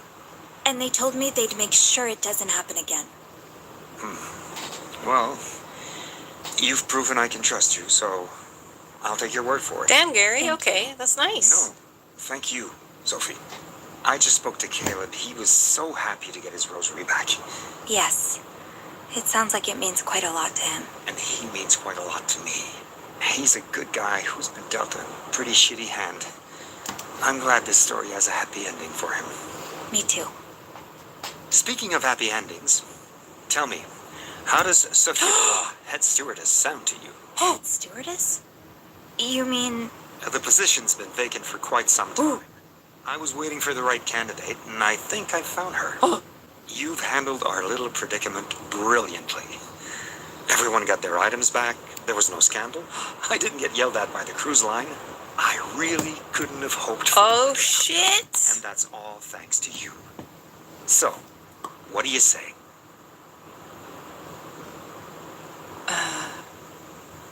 Oh, Andrew Beth not romanced, but I did. Oh, okay, we're gonna look that up on YouTube. Well, I'm not sure I'm qualified. I mean, I've never managed people before.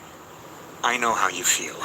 I was pretty terrified the first time I had people looking up to me, waiting for me to guide them. He I sees thought, potential. How the hell can I tell him what to do when I don't even know what I'm doing? But the trick is to do it anyway, you know? And after a while, you realize you do actually know what you're doing. Yeah, I guess that's true. All right, I'll do it. Excellent. You'll do a wonderful job. I just know it. Thank you. It's funny. I came to work on this ship just to get away from Montreal for a while, but now I'm thinking this is exactly what I needed all along. No, think of Beth. Oh, I agree. Ah, they get along. No. She deserves an A-lister. I always thought there might be something between her and Elvis, but Oh, finally someone gets it. Everyone told me I was crazy. Nice.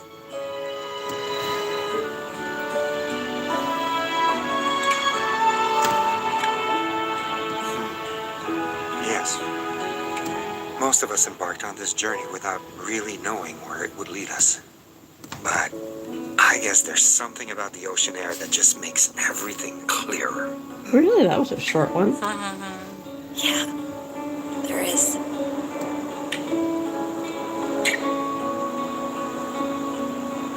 There really is.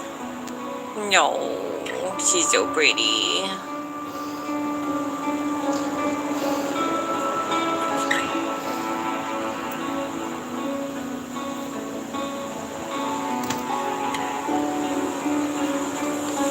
So used to horror movies and Oh, I horror wanna see games. I what wasn't the expecting best a option happy is. story.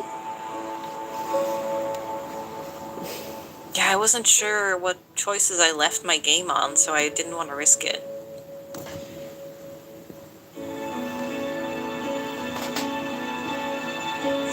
Nice.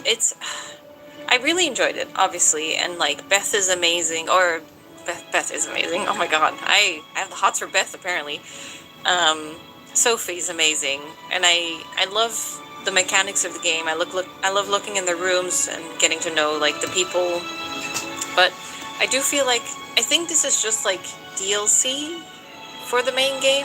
I think they market it like that, and I get it. It's very tiny, but part of me does feel like it's too short. Like as DLC, it's fine, but I really want I want another big story. I want another I wish this was like another 3-4 hour really Put you up deep so you don't story, another mystery. This was very just a minor little thing, I guess. Not huge. You don't really see most of the occupants of the rooms. It was nice, but I want more. I did like the rug pull with the wine making. I enjoyed it. It was very nice, but I hope they do another big game. If she stays on the ship, and then the next game could be a proper murder mystery, on the cruise ship, that would be awesome. We can hope, right? They can just reuse some of the ship layout stuff. Okay, hold on. Let me look up. Oh.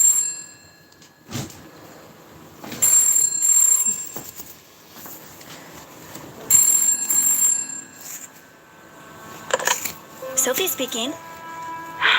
Hey, Sophie. Are you okay? How are you doing? It's all gone to shit. I think think I'm done, Sophie. Are we gonna help out Beth? Do this, but Yes! I need your help. Oh my god.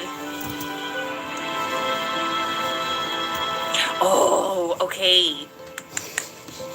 So we're gonna get a sequel with Beth? Oh my god. I couldn't be happier.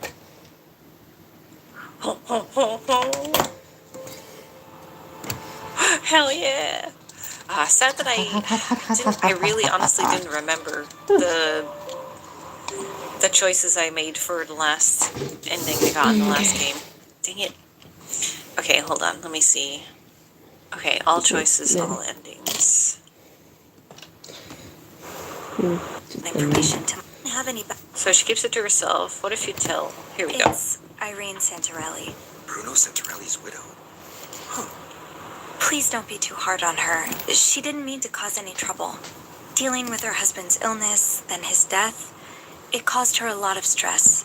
She's been getting this impulse to steal, but she told me she'd make sure it doesn't happen again. I lost someone too. I know Oh, how hard it is to get over it. oh no. Don't worry. If Mrs. Santarelli says it won't happen again, then I see no need for any sort of punishment. Oh, Thank you. so both would have No. been fine. Thank you, Sophie. I just spoke to Caleb. He was so happy to get his rosary back. Yes. It sounds like it means quite a lot to him. And he means quite a lot to me. He's a good guy who's been dealt a pretty shitty hand. I'm glad this story has a happy ending for him. Me too. Okay. Of course, there were, a few hiccups along the way. Oh? I'm afraid some of the stolen items Oh. were returned to the wrong cabins. Oh. I'm sure you did your best. It couldn't have been easy to figure out which items belong to whom. However, the fact remains that some passengers have now caught on about the thefts. And, they believe you're No. behind them. Me? But I didn't steal anything. Yeah, but No, you you go didn't. into the rooms. But unless we throw Mrs. Santarelli under the bus, it'll be hard to convince them of that. So does that mean I'm fired? Good Lord, no. No. But I also can't have you snooping around the passengers' cabins anymore. So I was thinking about promoting you. Oh, Promoting me? But I messed up. so you Sure, still it get wasn't your best day. the job? But over the last month, you've shown that you're not afraid of a little challenge, and that you're willing to go above and beyond to help both colleagues and passengers. Two qualities that I believe are essential in a head stewardess. Ah, So, okay. do you think you're up to the task? Well, I'm not sure I'm qualified. I mean, I've never Okay. managed people before. Doing. And Andrew, I want Andrew Beth romance. I came to work on this This is what I thought I was gonna get. Like, I wanted to just make sure beforehand, like, yes, I did this, everything was great, and I romanced Beth, and then jump into the DLC. Oh, why didn't I get that? Oh, the letter is different. Hold on. Dear Bean, when we made things official, I didn't expect to find myself in the position of the lovely Navy wife writing sappy letters to her absent paramour out at the ocean. Look what you've done to me. It goes without saying, but I miss you every day, Bean. I look at that picture of you in front of the Eiffel Tower whenever I'm having a bad day. Knowing that you're out there seeing the world, living your dreams, it puts the biggest, silliest smile on my face. I should bring it into work. It might make the bar a little less gloomy. To answer your question, well, I'd need at least 3 more sheets of paper. I love the bar, I do, but it's like for every leak I manage to patch up, another one springs up, literally and figuratively. But you know me, I never give up, even against better judgment. I'll have this place all fixed up in time for our next date night. Stay out of trouble. XO, Beth. Oh, cute. Dear Bean. I forgot that she does that.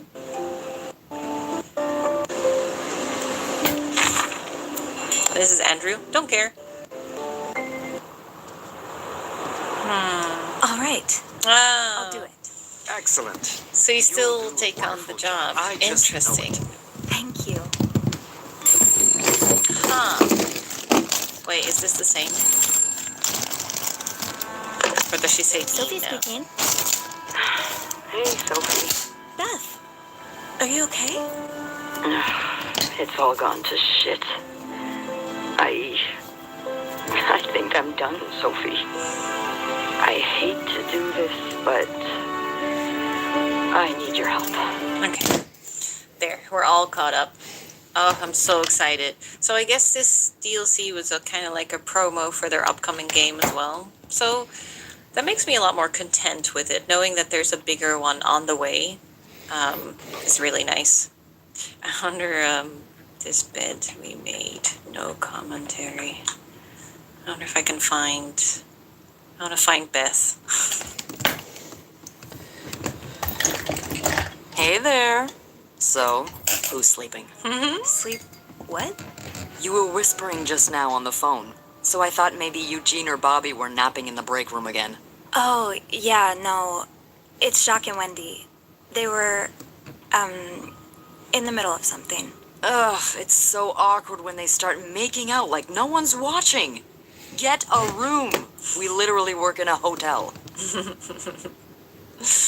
They were fighting. Oh. I'm trying to think of like, there's like sometimes she talks to a customer or something on a phone and it's so funny, but I understand, Mr. Ramsey. I wish I could make the snowstorm disappear. I really do, but sadly that's not within my power. Beth, who knocked over that vase? Mr. Spade. Mr. Spade? Well, I can check with the airport and let you know when flights resume. Until then... Yes, I know. You've said that already. But Great. That's the floor. I can return that film roll without going out of my way. where you can kneel down, all right? Then you clasp your hands... Wait. there it is. That's what I remember. So first I suggest finding a nice little corner where you can kneel down, all right? Clasp your hands together. Think hard about just how much you want the snowstorm to end. It may help to repeat his name. Has to leave Oh my god, what are you doing? This person is not listening to Beth. on the front desk. Guess he didn't hear Beth when she swore she'd burn the place to the ground next time she had to suffer through one of his sermons. Stop, get out of here. No, I'm dead serious. If anyone can make the snowstorm end, it's him. Hello? Sir? Oh, well. Oh, amazing. Yeah, that's what I remember. She was so funny. I love her. Too bad this person is kind of like not listening to the phone call, but you get the gist. You can watch the old playthrough if you want more Beth, but I'm very excited for the sequel then, whenever it comes. This just came out like last week or something, the DLC that I played, so I think we might have to wait. Like, I wouldn't be surprised another 2 years or so for the full game, at least. I don't know. Depends how much they can reuse from the old games, I think. But yeah, that'll be it for now. I hope you guys enjoyed that. I will obviously play the sequel as soon as it comes out. I can't wait to get more Beth back in my life. And but we're just gonna have to wait patiently until then. Thanks for watching Lost and Found, and let's wait.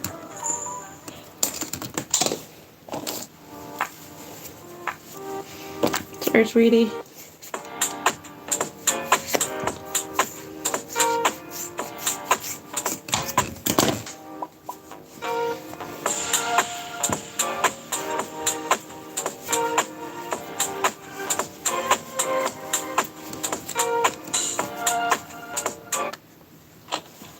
You're watching Northern Crimes. The Pacific Ocean crashes against the rugged Sonoma coast, its waves carving the shoreline into a landscape of natural beauty. But beneath this postcard perfection lies a darker truth. These same waves once washed over a crime scene so disturbing it would haunt this coastal community for decades. Fishhead Beach, a secluded stretch of sand just north of Jenner, California, where driftwood gathers and fog rolls in without warning. In August 2004, this remote beach became the site of a tragedy that would shock the nation.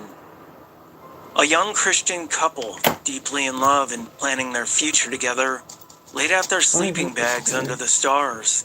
By morning, they would be gone, victims of a senseless act of violence that would remain unsolved for 13 years. This is the haunting case of Lindsay Kutchell and Jason Allen, two young lovers whose peaceful night on the beach ended in unimaginable violence. Their killer walked free for 13 years. This is Northern Crimes.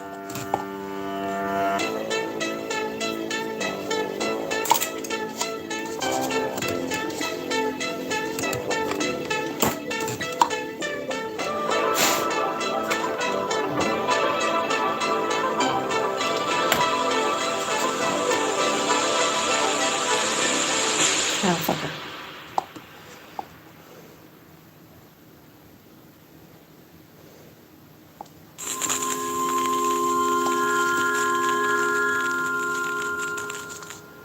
On the morning of August 18th, 2004, a Sonoma County Sheriff's helicopter swept low over the rugged coastline near Jenner, California. The crew had been dispatched to rescue a hiker stranded on a cliff above Fishhead Beach. But as they scanned the shoreline below, something else caught their attention. Two sleeping bags eerily still in the soft morning light. What they discovered would send shockwaves through this quiet coastal community. Inside the bags were the bodies of 22-year-old Lindsay Kutchell and 26-year-old Jason Allen. Each had been shot once in the head at close range while they slept. Their Bible rested nearby. Sheriff Steve Freitas, then a sergeant, arrived at the scene that day, unaware that the case would stay with him for the rest of his life. The couple were strangers to Jenner. They had no known enemies, and nothing appeared to be missing. Lindsay still wore her jewelry, including a diamond cross necklace. There was no sign of sexual assault. Their red Ford Tempo sat untouched in a nearby turnout off Highway 1. 4 days of wind and salt air had wiped the beach clean. No shell casings, no footprints, no witnesses, just two bodies and the rising tide. News of the murders spread quickly. Jenner, population 136, was the kind of town where people didn't lock their doors. Well, suddenly, it was at the center of a national nightmare. And for the families of Lindsay and Jason, the nightmare was just beginning.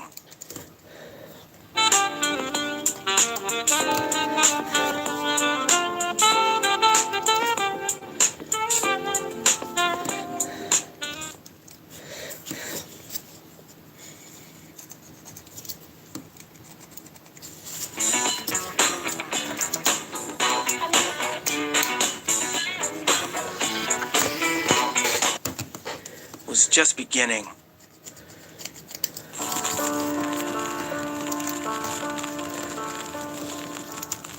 Lindsay Kutchell grew up in Fresno, Ohio, a small town tucked in the heart of Amish country. The daughter of a pastor, she was raised in a household where faith was not just a belief, but a way of life. Jason Allen came from Zeeland, Michigan, a quiet place of open skies and wide lawns where, as his mother Dolores once said, no fences separate the yards. Both were devout Christians who met in 2002 at Appalachian Bible College in West Virginia. Their connection was instant. 6 weeks after meeting, they were engaged. And by the summer of 2004, they were planning a wedding set for September 11th.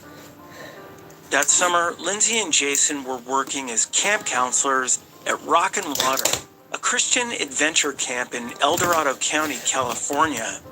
They spent their days leading youth on hikes, climbing trips, and whitewater rafting, sharing their love of the outdoors and their faith with the next generation.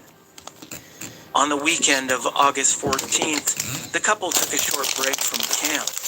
They hit the road for a coastal sightseeing trip. visiting San Francisco's Fisherman's Wharf, crossing the Golden Gate Bridge, and exploring Northern California's rocky shoreline. Credit card receipts and camera photos would later trace their joyful final days.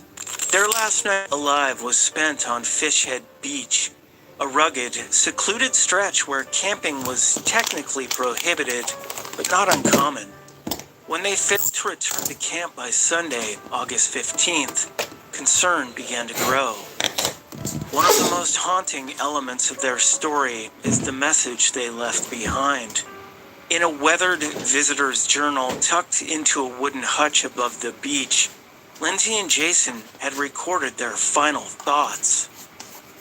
The sun is going down on the horizon. All I see is the beam shining on the cliff face, and I know God is awesome. I look around and see His creation all around me. Yeah, looks right. As I stir this mac and cheese, I think to myself, what a wonderful night. I've just spent 2 awesome days with my fiancée, Lindsay. Can life ever be so perfect? Only with a person who is so great. God gives me this privilege in life, and He's given me a wonderful woman to enjoy it. The couple had found joy in each other, in their faith, and in the beauty of the world around them. They had no way of knowing that someone else was out there in the dark.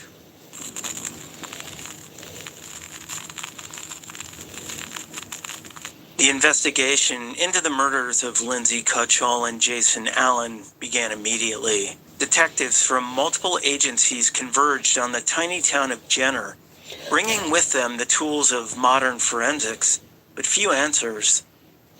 The Violent Crimes Investigation Unit assigned 25 detectives to the case. From the start, they faced enormous challenges. The crime scene had been exposed to elements for days. The victims had no local ties, and the killer had left behind almost nothing. One of the first major clues came from ballistics. Experts determined the murder weapon was a .45 caliber Marlin rifle, an unusual firearm, typically used for big game target shooting. The bullets were likely hand-loaded. No shell casings had been found, suggesting the killer had collected them after the shooting. Hundreds of tips poured in. With no local leads, detectives cast a wider net, scanning cold cases from Humboldt County all the way to Arizona, searching for any hint of the same violence. Rumors swirled. Had the couple stumbled onto a drug operation? Had they been targeted for their faith? Was it a random act of violence by a drifter? Investigators canvassed the area, going door to door with photos of the rare Marlin rifle. Roughly 100 similar firearms were recovered and tested. A $50,000 reward was posted for information leading to the killer's capture. But nothing stuck. No arrests, no leads that panned out. The public's initial panic began to fade, but for the families and investigators, the silence was deafening.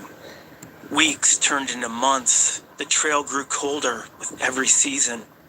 What no one realized at the time was that the man responsible was still close, watching, waiting, and ready to strike again.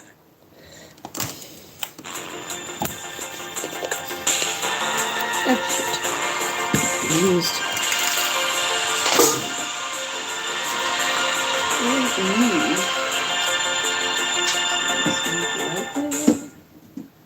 Thank you.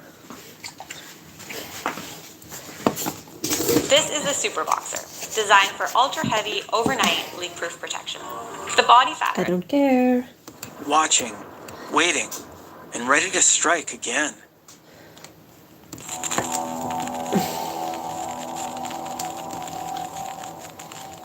While detectives chased leads across the country, the man responsible for the Jenner Beach murders was living just miles from the crime scene.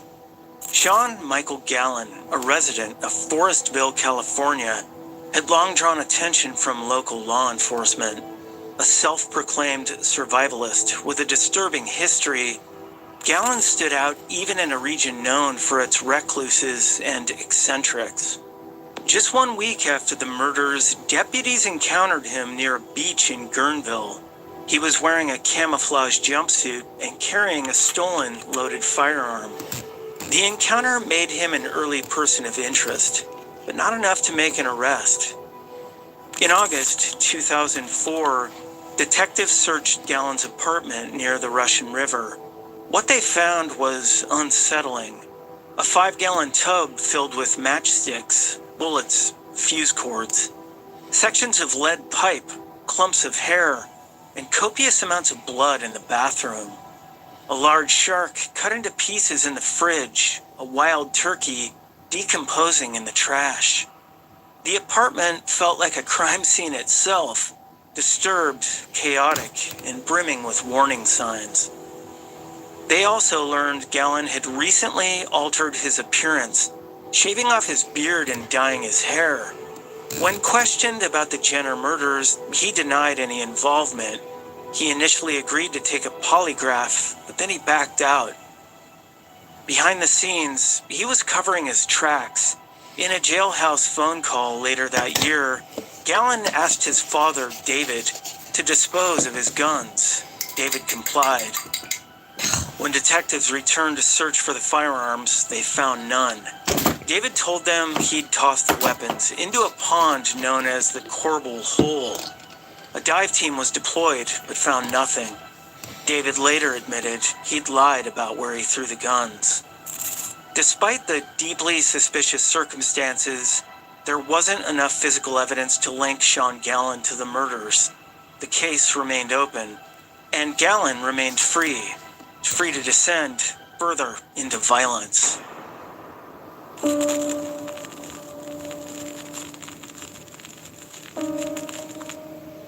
Who was Sean Gallen, and what made him capable of such violence? Over the years, psychologists who evaluated Gallen painted a disturbing picture. He was diagnosed with schizotypal personality disorder, a condition marked by paranoia, social withdrawal, and disordered thinking. 2 doctors noted he exhibited signs of psychosis and loose associations, describing him as someone who would struggle to maintain basic responsibilities, let alone control violent impulses. Gallen himself said everything changed after he took a strong dose of LSD around age 21. A psychologist later concluded the drug likely intensified a mental illness that was already taking hold. He'd been partially homeschooled and never graduated from high school. Isolated and largely unsupervised, his erratic behavior escalated over time. In 2004, Gallen's father reached out to a social worker, fearing his son might hurt his younger brother, Seamus. But when the worker tried to visit the home, Gallen's mother refused to let her inside. On the few occasions she was able to meet with him, the social worker noted Gallen's poor hygiene and squalid living conditions. She brought groceries, ensured their heat worked in the winter, and quietly worried about what he might be capable of. Those concerns were well-founded. Gallen already had a history of cruelty to animals, and that same year, he was arrested for a bombing that seriously injured a woman in Monte Rio. Animal Control had received complaints about his treatment of wildlife and livestock, but the full scope of his violence remained under the radar. And still, no one stopped him. The murders on Fishhead Beach wouldn't be his last.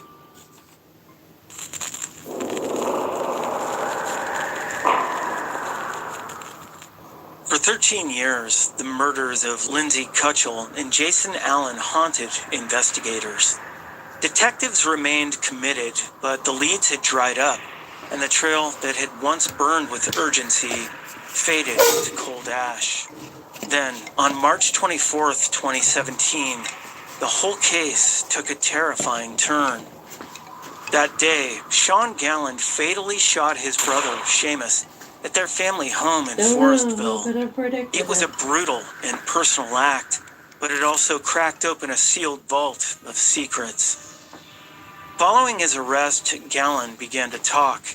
What started as a series of offhanded remarks quickly turned into a full confession, one that contained chilling details only the killer could have known. That's when I snapped. I was like, oh my god, I'm just gonna start killing people. In chilling detail, he described walking down the bluff to Fishhead Beach in the dark, flashlight in hand. Seeing the couple asleep in their bags, he returned to his car, retrieved a rifle, and walked back. He shot Jason first. The sound woke Lindsay, who sat up in confusion. Gallon fired again. Then he cleaned up. He collected the shell casings. He burned his sandals. He even considered digging the bullets from their bodies. Ultimately, he placed the casings into a soda can and hid it deep in a blackberry bush near his father's property. 13 years later, detectives found it, just where he said it would be. Inside the rusted can, 7 spent rifle casings and fragments of a California State Parks envelope, a hidden time capsule of guilt. On May 5th, 2017, Sonoma County Sheriff Steve Freitas stood before reporters and announced the long-awaited breakthrough in the case. For the families of Lindsay and Jason, the news was both a relief and a fresh wound. Proof that the person responsible had been among them all along. The chief brand officer of a major restaurant franchise, ensuring consistent branding across our numerous locations is crucial.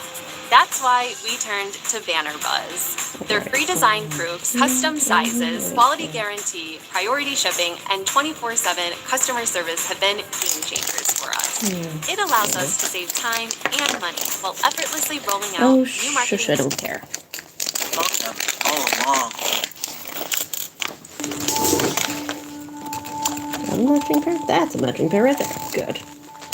On May 17th, 2018, nearly 14 years after the murders, Sean Gallon was formally charged with killing Lindsay Cutchell and Jason Allen. The charges marked the end of years spent waiting in agony for 2 families who'd been left without answers.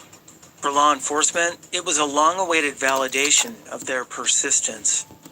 In June 2019, Gallon pleaded no contest and admitted to the crimes. The following month, he was sentenced to 3 consecutive life terms without the possibility of parole, plus an additional 94 years. The charges included the murders of Cutchell and Allen, the 2017 killing of his brother Seamus, and the attempted murder of a man in Monte Rio in 2004. Justice, long delayed, had finally been delivered. Gallon would never again walk free. The beaches of Jenner would never again carry the weight of his silence. And the families of Lindsay and Jason, while still bearing the burden of loss, would finally begin to lay that chapter to rest.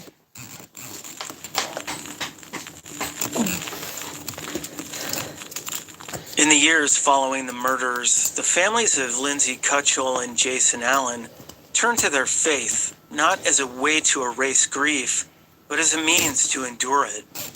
Both families spoke publicly about forgiveness.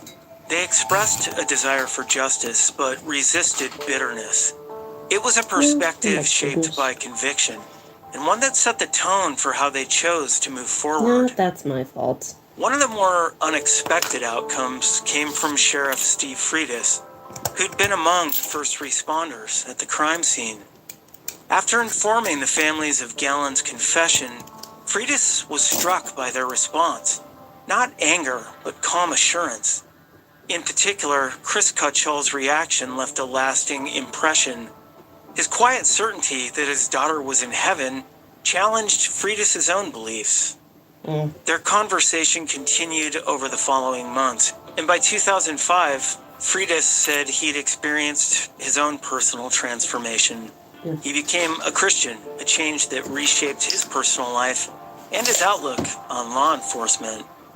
The families came to describe these ripple effects as part of Lindsay and Jason's legacy. Subtle but significant changes in the lives of those their story had touched.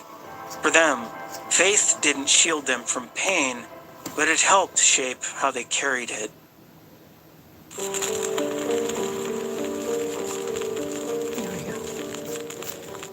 Nearly 20 years have passed since that August night on Fishhead Beach. The tides continue to rise and fall along the Sonoma coast, reshaping the shoreline as they always have. But for those who knew Lindsay and Jason, time hasn't erased their loss. Kathy Cutchall has described her grief as a kind of homesickness, an ache that surfaces without warning. Dolores Allen still finds herself moved to tears when she comes across Jason's belongings. The absence of their children remains sharp, no matter how many seasons pass. And yet, life has continued. Both families have welcomed grandchildren. Chris Cutchall's ministry deepened in the years after the tragedy, and with it, his compassion for others. In the pain, they found purpose. For investigators, the case's resolution brought long-awaited closure. Detective John Thompson, who once referred to the murders as a, quote, black eye on his career, lived to see them solved. And Sheriff Steve Freitas, whose connection to the families reshaped his life, continues to carry their story with him. And for the town of Jenner, peace has slowly returned. What was once a haunting presence has become a memory, a scar, but no longer an open wound. Lindsay and Jason's final journal entries remain the most powerful artifact of their short time on that beach. Their words serve as a reminder. Even brief lives can leave a deep imprint, and light can endure, even in the shadows.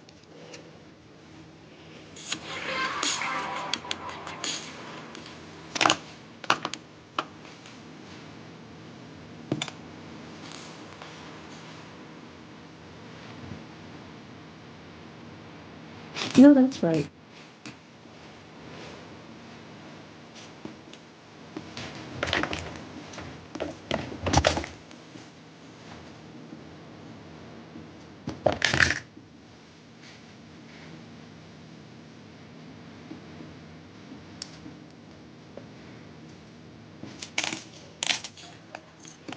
I think this will work. Okay.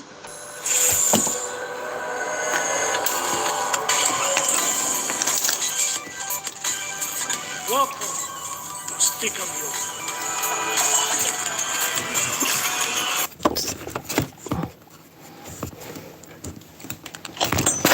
You're watching Northern Crimes.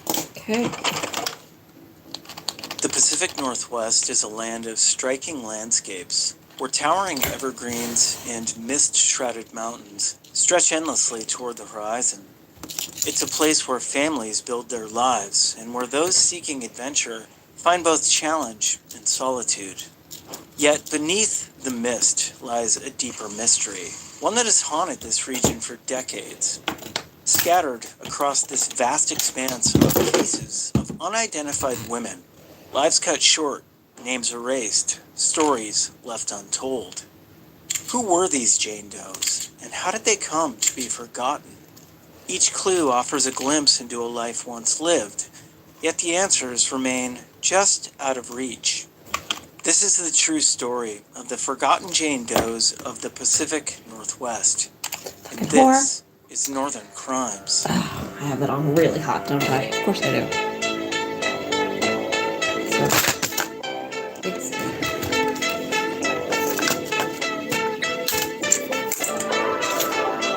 Stumbled over. Anywhere. 4 strings on it, so that's good. Have your hair.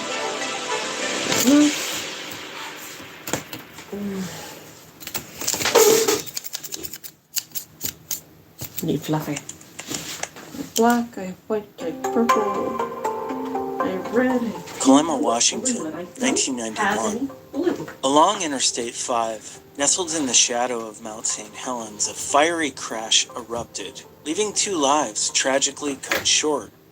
Among the victims was an unidentified young woman, later named Helen Doe, whose story remains a haunting mystery.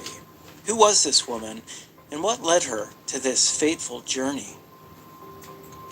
On May 14, 1991, 26-year-old Lester Harville, a long truck driver from Missouri, was nearing the end of his cross-country drive to Tacoma, Washington.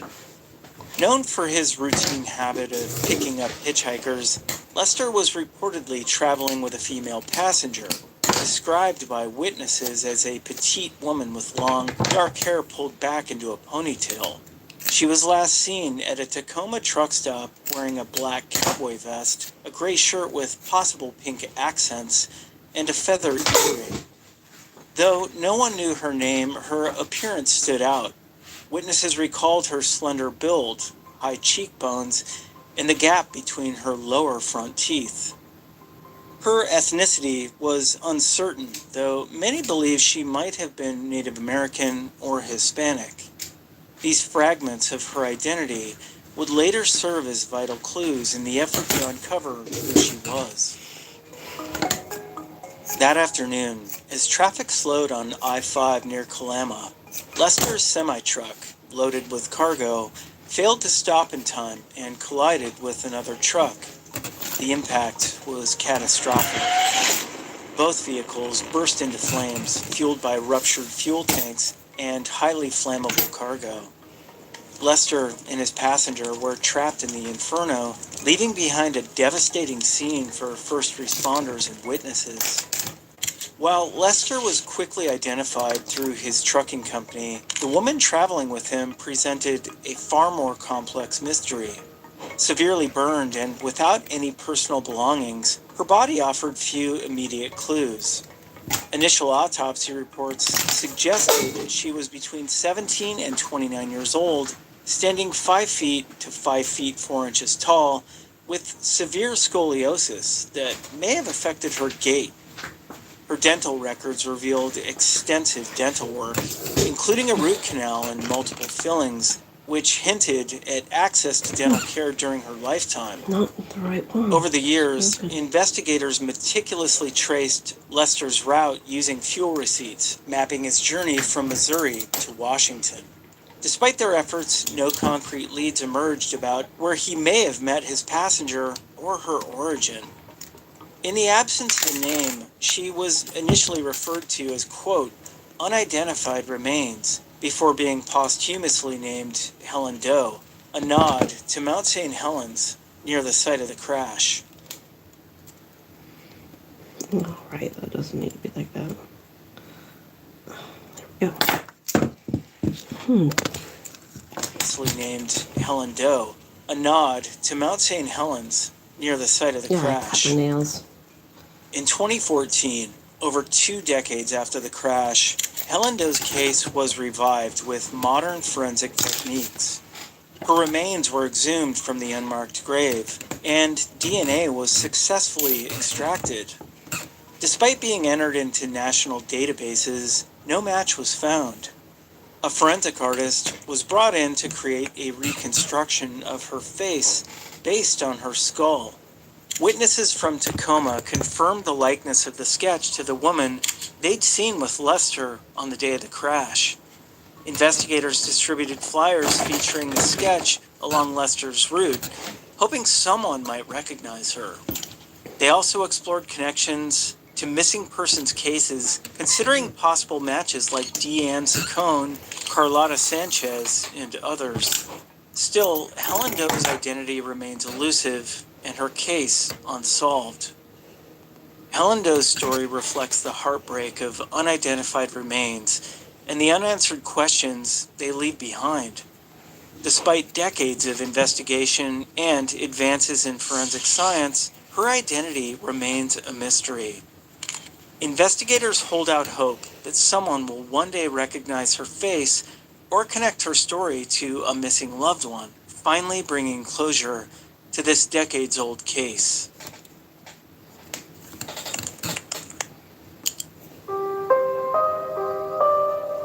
Oak Grove, Oregon, 1946.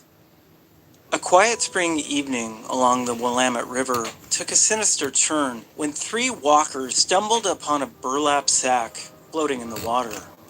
Inside was not the lost cargo they might have expected, but the dismembered torso of a woman.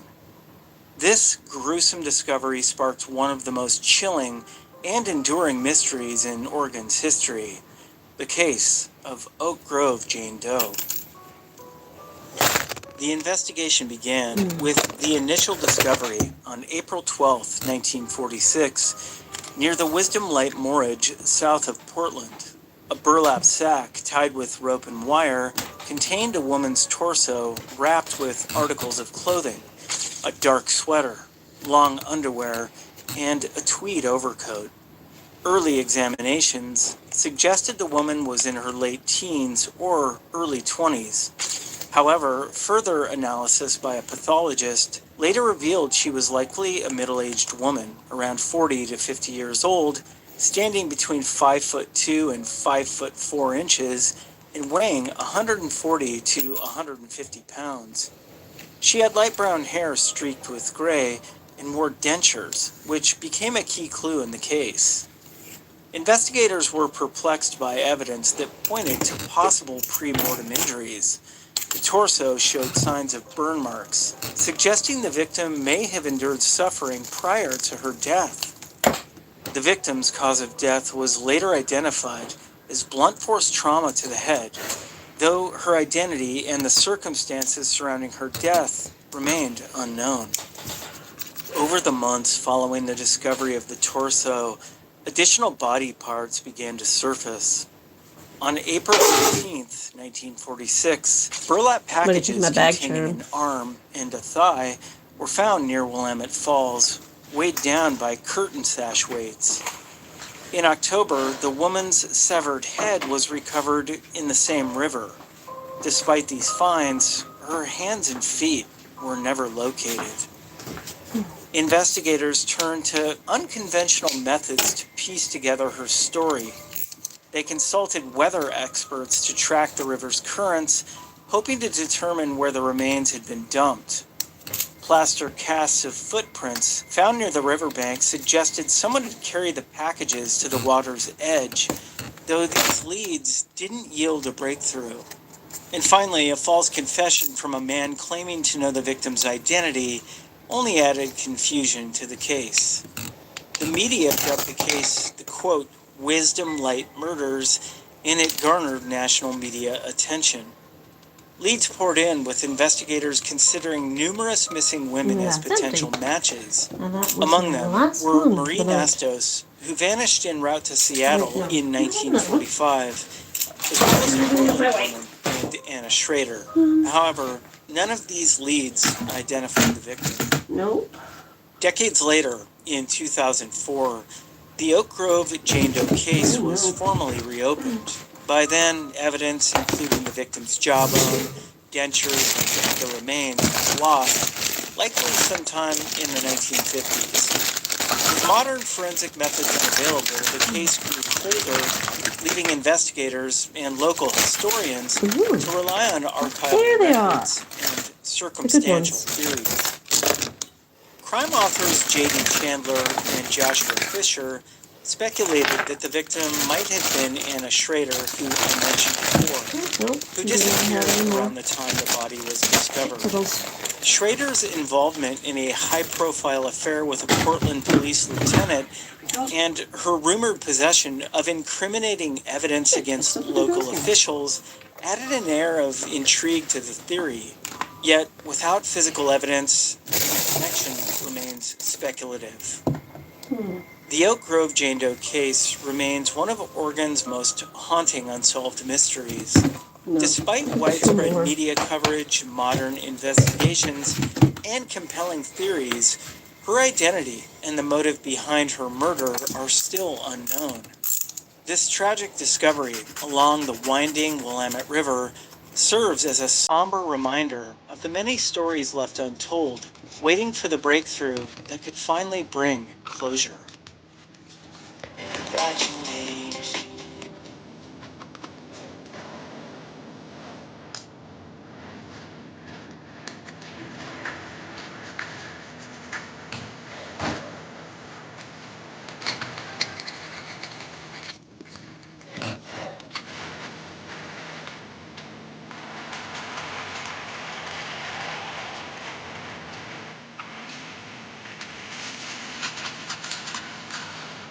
Real strength isn't hiding from migraines. Get new Advil migraine and headache liquid gels. Advil, that's real strength.